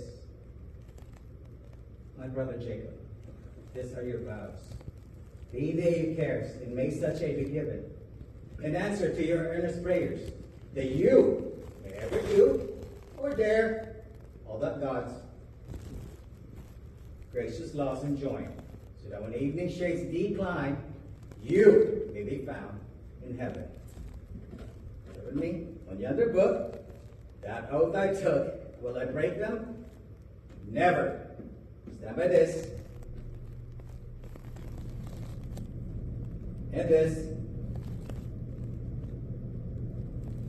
and this, forever. Congratulations.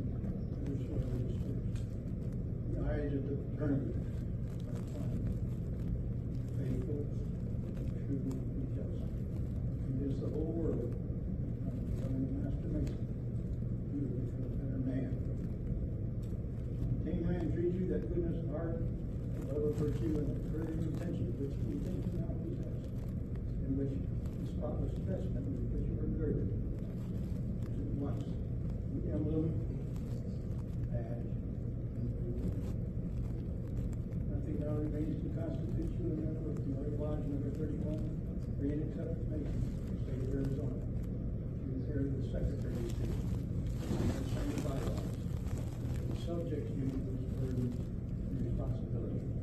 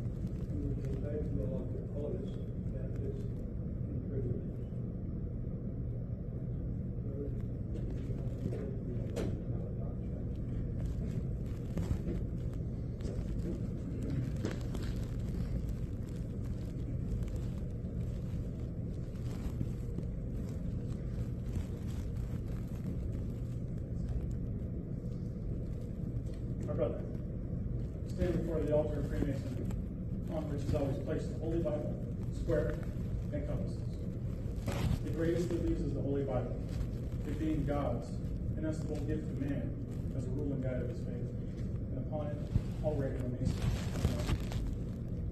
You will notice that the area between the altar and the master's pedestal is never violated, except during the ceremonies of your initiation.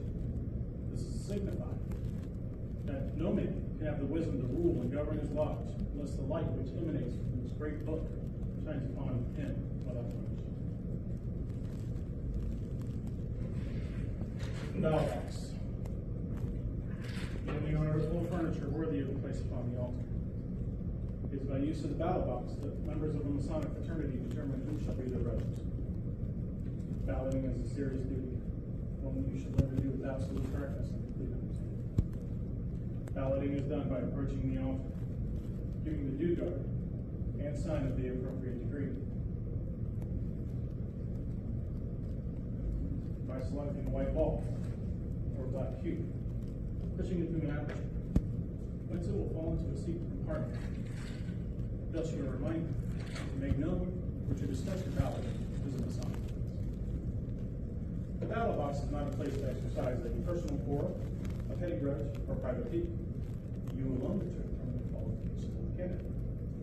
Bearing in mind that the Masonic fraternity is not an institution of making inferior than good, rather, an institution of making good men better than something. Should there be any doubt in your mind regarding the qualifications of the candidate, you will give your odds the benefit of the doubt.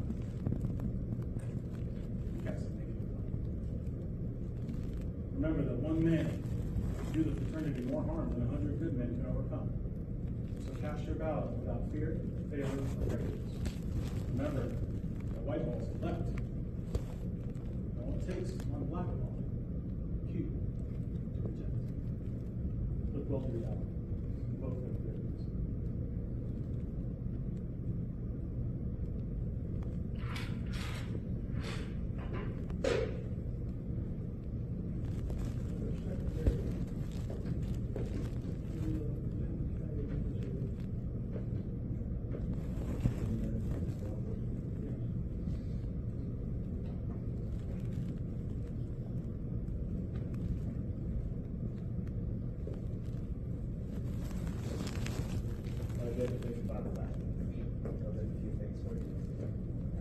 The first thing I have for you is your apron. This is the landscape apron that was given to you at your first degree. You're going to get back from me. Hang on. So there's the landscape apron for you to wear. Remember from the degree you're first to wear is an honorable life.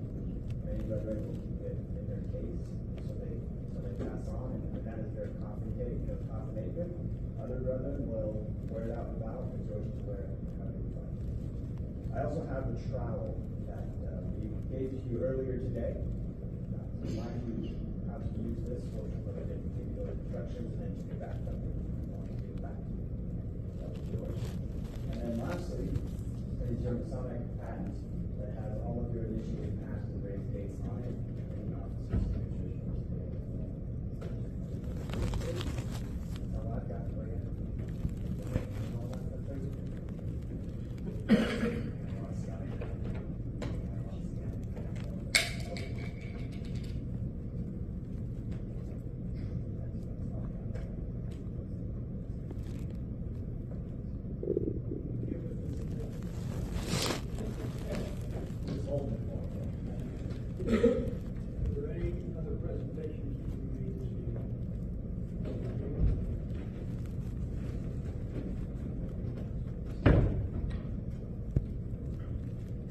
Something that each of our family has been through. Last night I knelt where Hiram knelt and took an obligation. Today I'm closer to my God, and I'm a master mason. Though heretofore my fellow man seemed each one like the other, today I search each one apart. I'm looking for my brother. And as I feel his friendly look, it fills my heart with pride. I know that while I'm on the square, that he is on my side. His footsteps on my errand go. If he should such require, his prayers will plead on my behalf, if I should so desire. My words are safe within his forever at my back to help me safely home. Good counsel whispers in my ear and warns of any danger. My square and compass, brother now, who once would call me stranger. I might have lived a normal life and risen to distinctions without my brother's helping hand and the fellowship of Masons. But God, who knows how hard it is to resist life's temptation, knows why I know where Hiram went and took an obligation.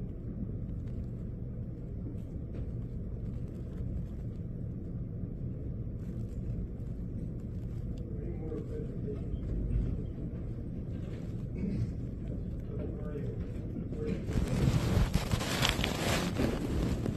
Well, congratulations, brother. You're going to be very being Master Mason. Congratulations.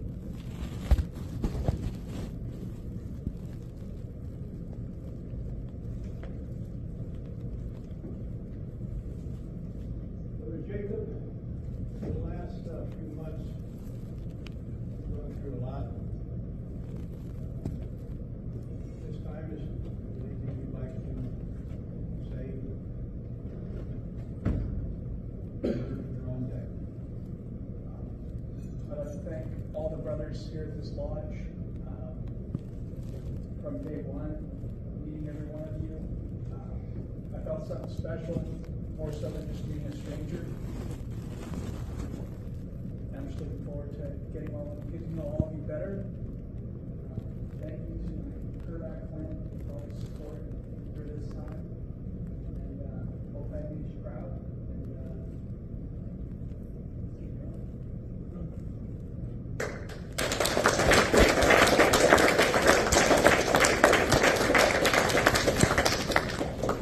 You will now be seated with my brother.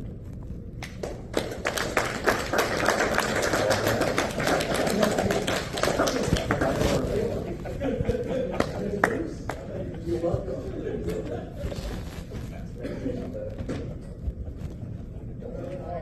It's getting late, but I want to take a couple of liberties. I'd like to ask all of the brothers that took part in the retreat tonight to stand, please.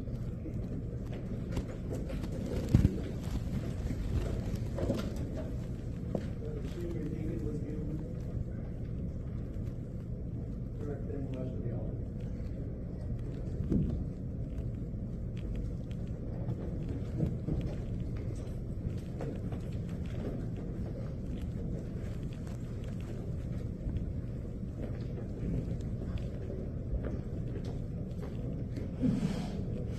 Thank you.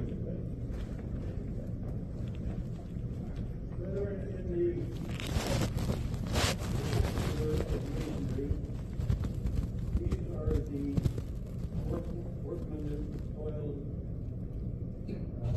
for tonight. He didn't just toil tonight, they toiled in the past. They memorized their work. Brother Mario did a fantastic job on the lecture, and I believe every one of these brothers should be congratulated. For Jacob's sake, brethren, I would like each one of you to tell them your name, what part you might have played in tonight's drama. Starting with you, Brother Jacob? Gary Grandio, Brother Gary Grandio, Senior Deacon for this year. Played the seat as a Senior Deacon, also did a chapel charge and a wayfaring on the second part, the second section. Congratulations. Congratulations, brother. And I know that it's really hard to be a part of this fraternity, but anyway, for a few months, you made it. So congratulations.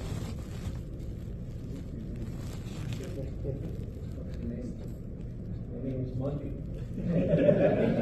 Marshall. And the Marshal of the Law.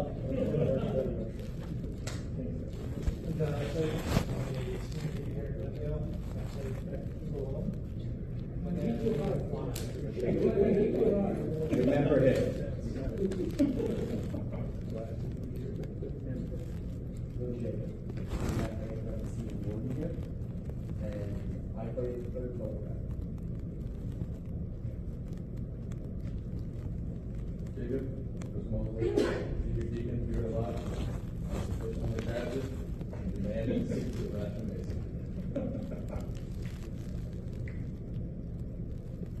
Jacob, I'm a worshipful master of Glendale 23, and I play guitar and became guitar in 22, and you can just tell the box. Right. Russ Nichols, photograph 1, and the senior deacon in the second section.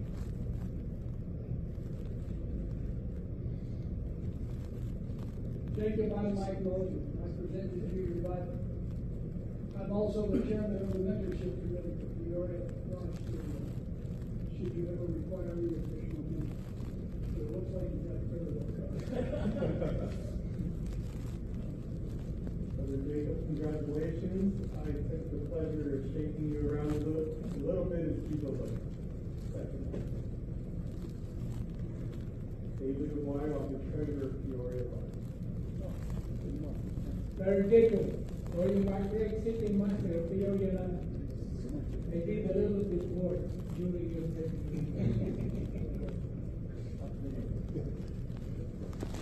Brother Thomas Senecaler, senior steward at Peoria Lodge, and did that job tonight, and I made sure to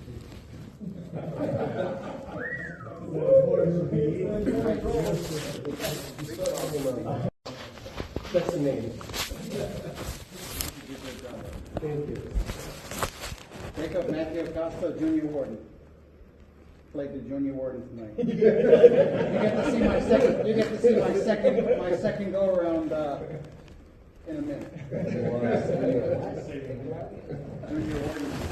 Junior Warden.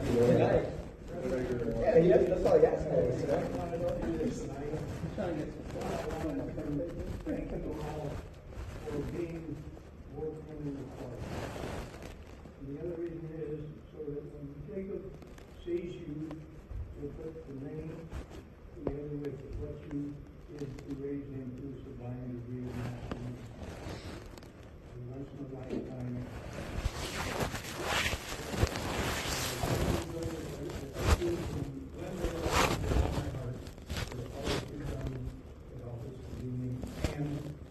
Through all our troubles since the fight, and before that. And I thank you all. Please be seated.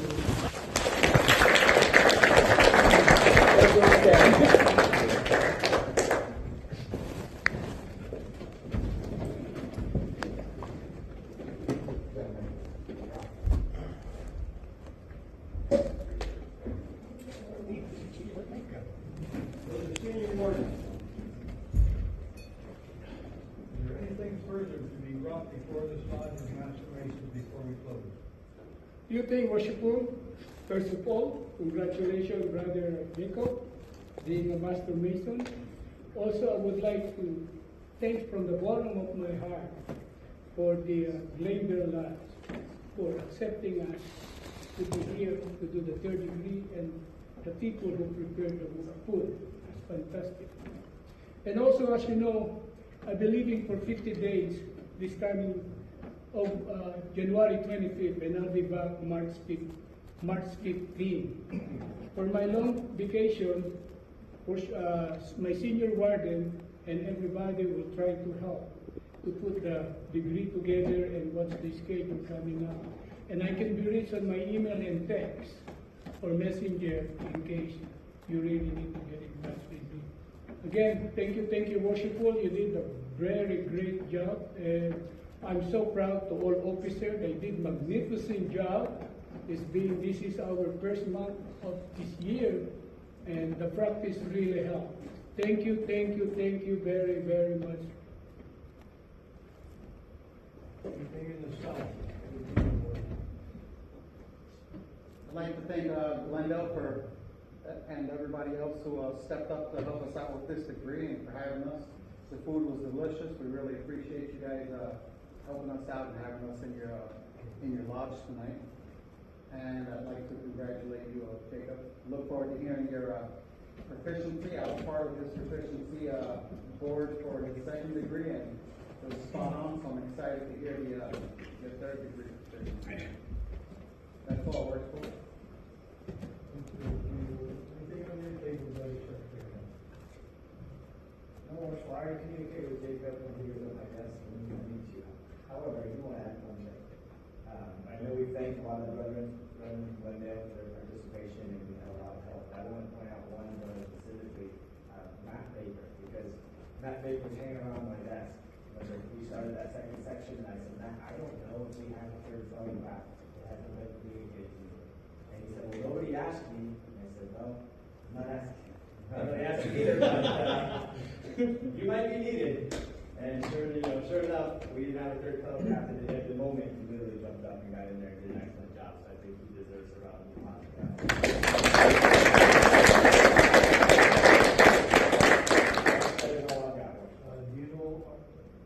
Do you have a schedule of upcoming meetings or? I believe, Boris will correct me if I'm wrong, next week I know is the second degree here. The following week I believe is education at Scottish Rite. Yes. And then the following week after that will be our February stated meeting. Stated meeting. All degree gonna be done in Scottish Rite except third degree here. Starting next month, we'll start doing the second degree in the Scottish Rite. I will bring the two feeler from the storage and take it to Scottish Rite this coming Thursday. Any brother, anything you offer for the good of masonry in general, or this lodge in particular? Worship and Master, on our calendar for this Saturday, I believe we have ritual club meeting. Is that still on that? Not sure. Are you going to have it on Saturday? I'm gonna have a ritual club meeting on Saturday at 9 o'clock at Scottish Rite. No, is that where am I gonna do it? Well, let me address that. I sat with Brother Hall and Antonio. Yes. And I did not discuss.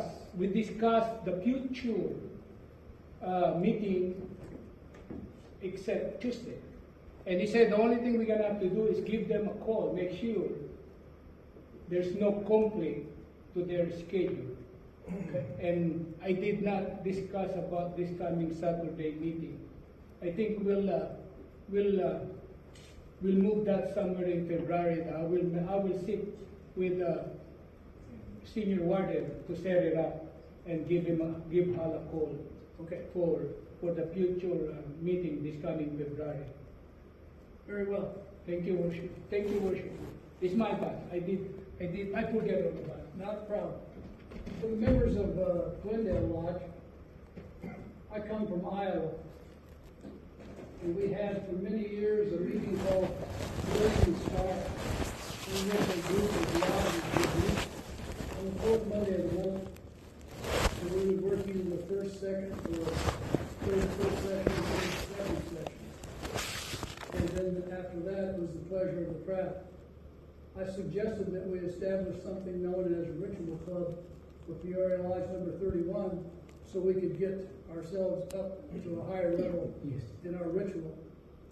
Preserving the ritual correctly and delivering it correctly needs to be our focus. Not our only focus, because the other half of it is our fellowship. We don't want to go as we want. We do not want to become complacent in our use of the ritual, because complacency runs like a bacteria through an organization. So it's my endeavor to make sure that our ritual is best as it can be.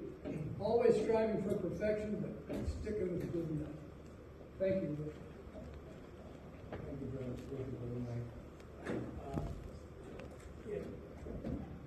In case any of you wonder why I use a study hall as a gavel tonight, my youngest son, Jamie over there, gave me this a couple of years ago, and I don't know where he found it, but every once in a while it comes with something, comes over to the house with something Masonic, and says, here, Dad. And I thought that it might be a certain degree, a study hall would be appropriate.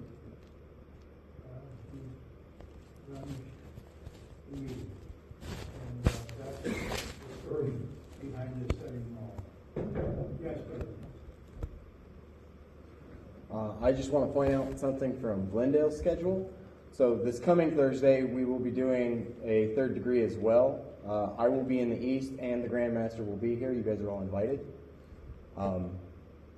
It's going to be a fun night. He's going to be here to present 2 50-year awards, and hopefully we'll get to do a little bit of extra ceremony and receive him in his official capacity. That's this coming Thursday? This coming 2 days from now.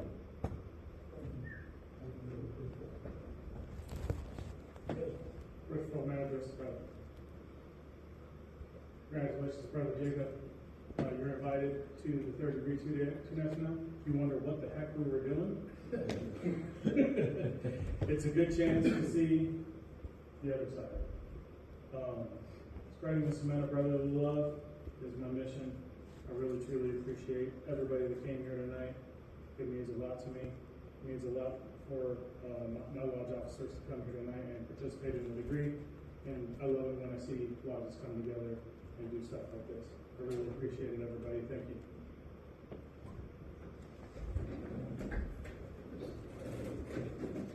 Yes. Worship Master, hopefully you enjoyed this tonight. And next Tuesday, the Rainbow Girls will be cooking dinner for the lodge.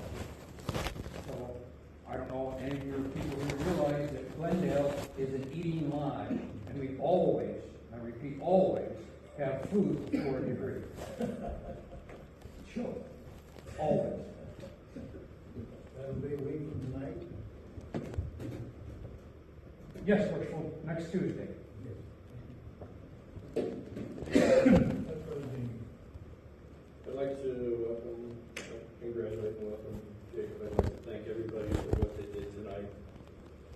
And I'd like to recognize Worshipful, who, unless my son moves back to Phoenix, this may be the last time he's in need. I'd like to recognize him for all his hard work and the legacy he leaves.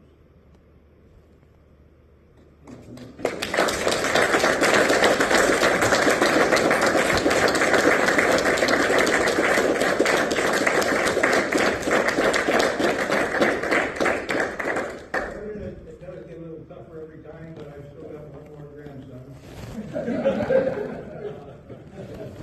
So I'm not going to count myself out yet, but it might take a little more. How old is that grandson? That grandson is how old is he?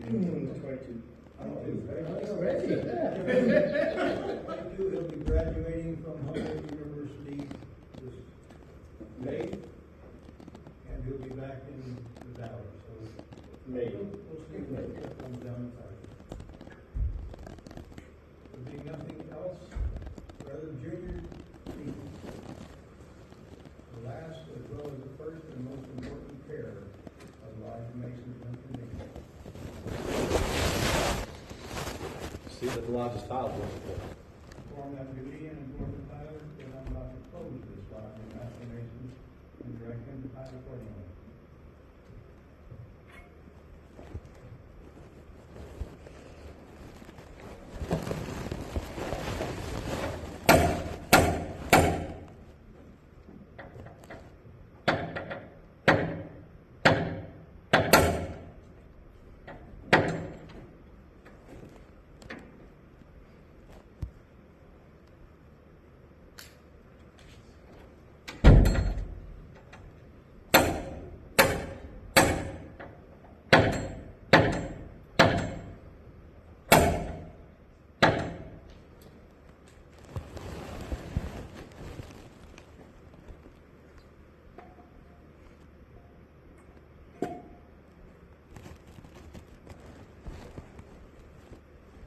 Worshipful, the lodge is tiled.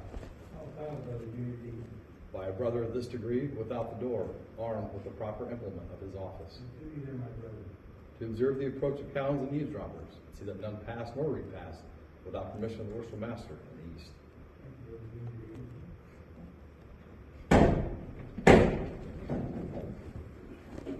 Brother Senior Warden, at the opening of this lodge, you informed me that you were a Master Mason. Within the body of the just and legally constituted lodge of Master Mason. How many composed Three or more. Three or more, worshipful. But three, of whom does it consist? Of the worshipful master, senior and junior warden. The junior warden station. In the south, worshipful. Duty in the south, but the junior warden. As the sun in the south at meridian height is the beauty and glory of the day, so stands the junior warden in the south, the better to observe the time. Call it back from labor to refreshment, and refreshment to labor again, at the will and pleasure of the Lord. In the west.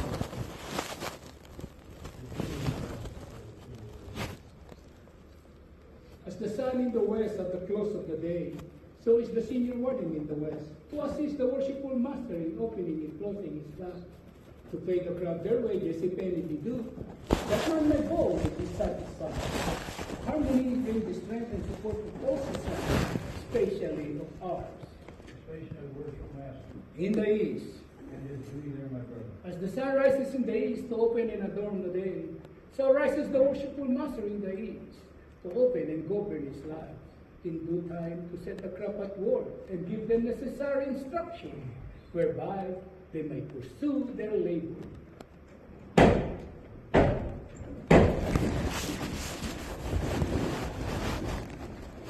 Senior warden. I have West and north. from west to east and east to west again, What were you in search? what it was lost, What you live, my brother. the secret of Master Mason. Have you those secrets? I have them not, but I have the certitude, therefore, in the opening of this lodge, which accompanied by his dugan and sign, was by your order to be sent to the east through the deacon only. The senior warden is my will and pleasure, that the substitute for the ancient master's word be sent down to the west. Brother deacons, attend the east.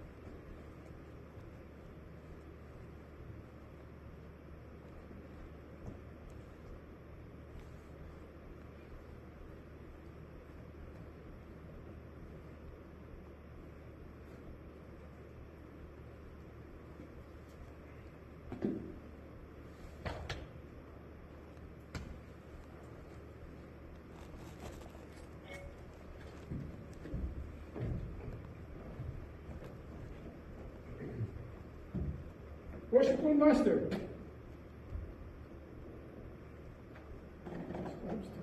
the substitute for the ancient word accompanied by slogan and sign, has come down to the west to the beacon correctly. It is therefore safely deposited until it called for. Brother, before we close, I've got one little story I got to share with you about Jacob. I first met Jacob about 6-7 years ago, something like that. He was attending San Diego State with my granddaughter, and was dating her at the time, and my wife and I were over there, and at the time when they should come and meet us. Getting restaurant pizza parlor down on Harvard Drive, and they showed up, and being the type of grandfather that I was, I asked Jake a lot of questions. Since this was a fellow that was dating my granddaughter, this fellow from Seattle, and I think maybe he thought he was getting the third degree. And little did he know, a few years later, he would get the real third degree. And the other part of that is, as the evening went on, I kept going in the back of my mind, Ellen, hang on to this guy, he's the one. And I'm happy to say she did, and he is. Jacob, I love you. Brother Senior Warden, it is my will and pleasure that the slot of Master Masons be now closed.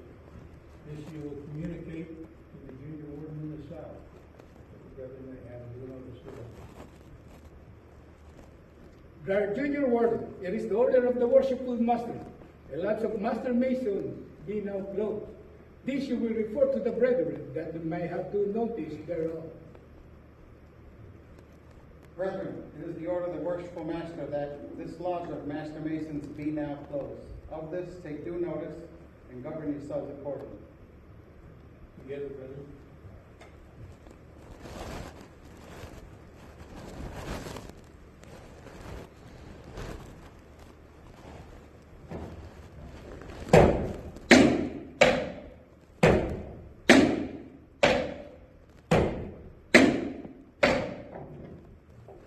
Supreme Grand Master, ruler of heaven and earth, now that we are about to separate and return to our respective places of abode, wilt thou be pleased so to influence our hearts and minds that we may each one of us practice out of the lodge those great moral duties which are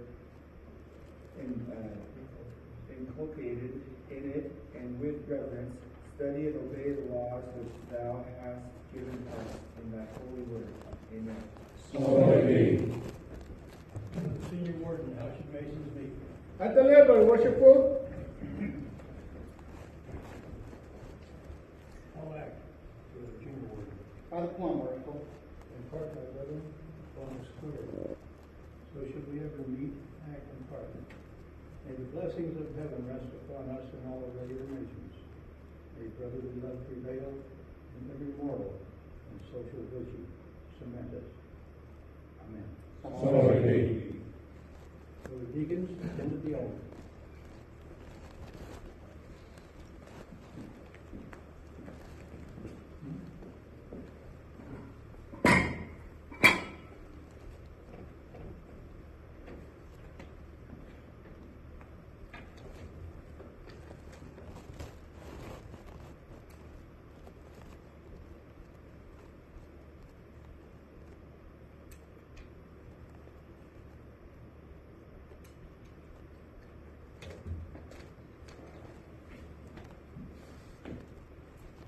I declare this lodge of Master Masons to be closed by the Junior Deacon upon fire.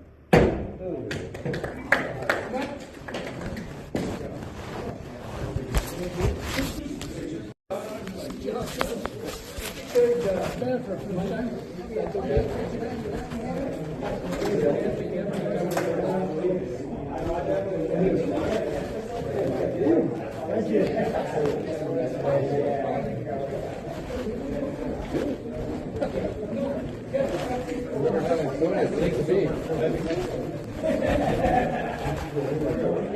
Oh, really?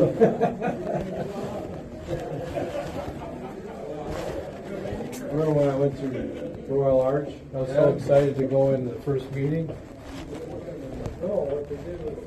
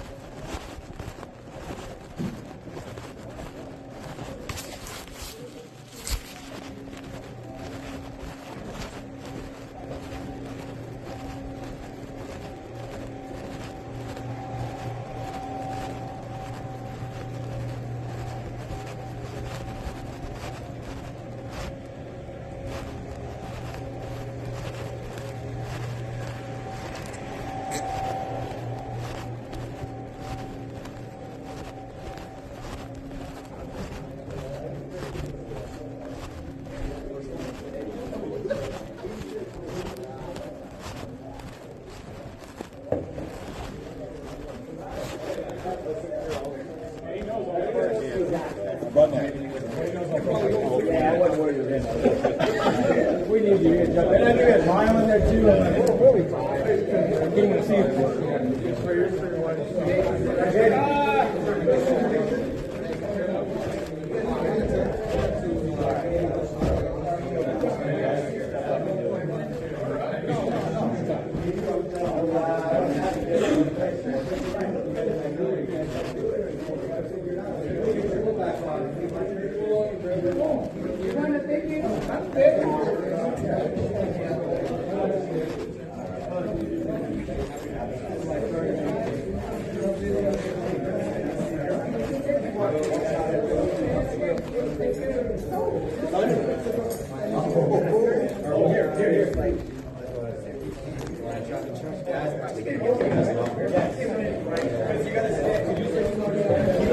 Yes, thank you for having me. It's good to be here. Tuesday we'll be here, I guess. Yeah. All right, have a good one.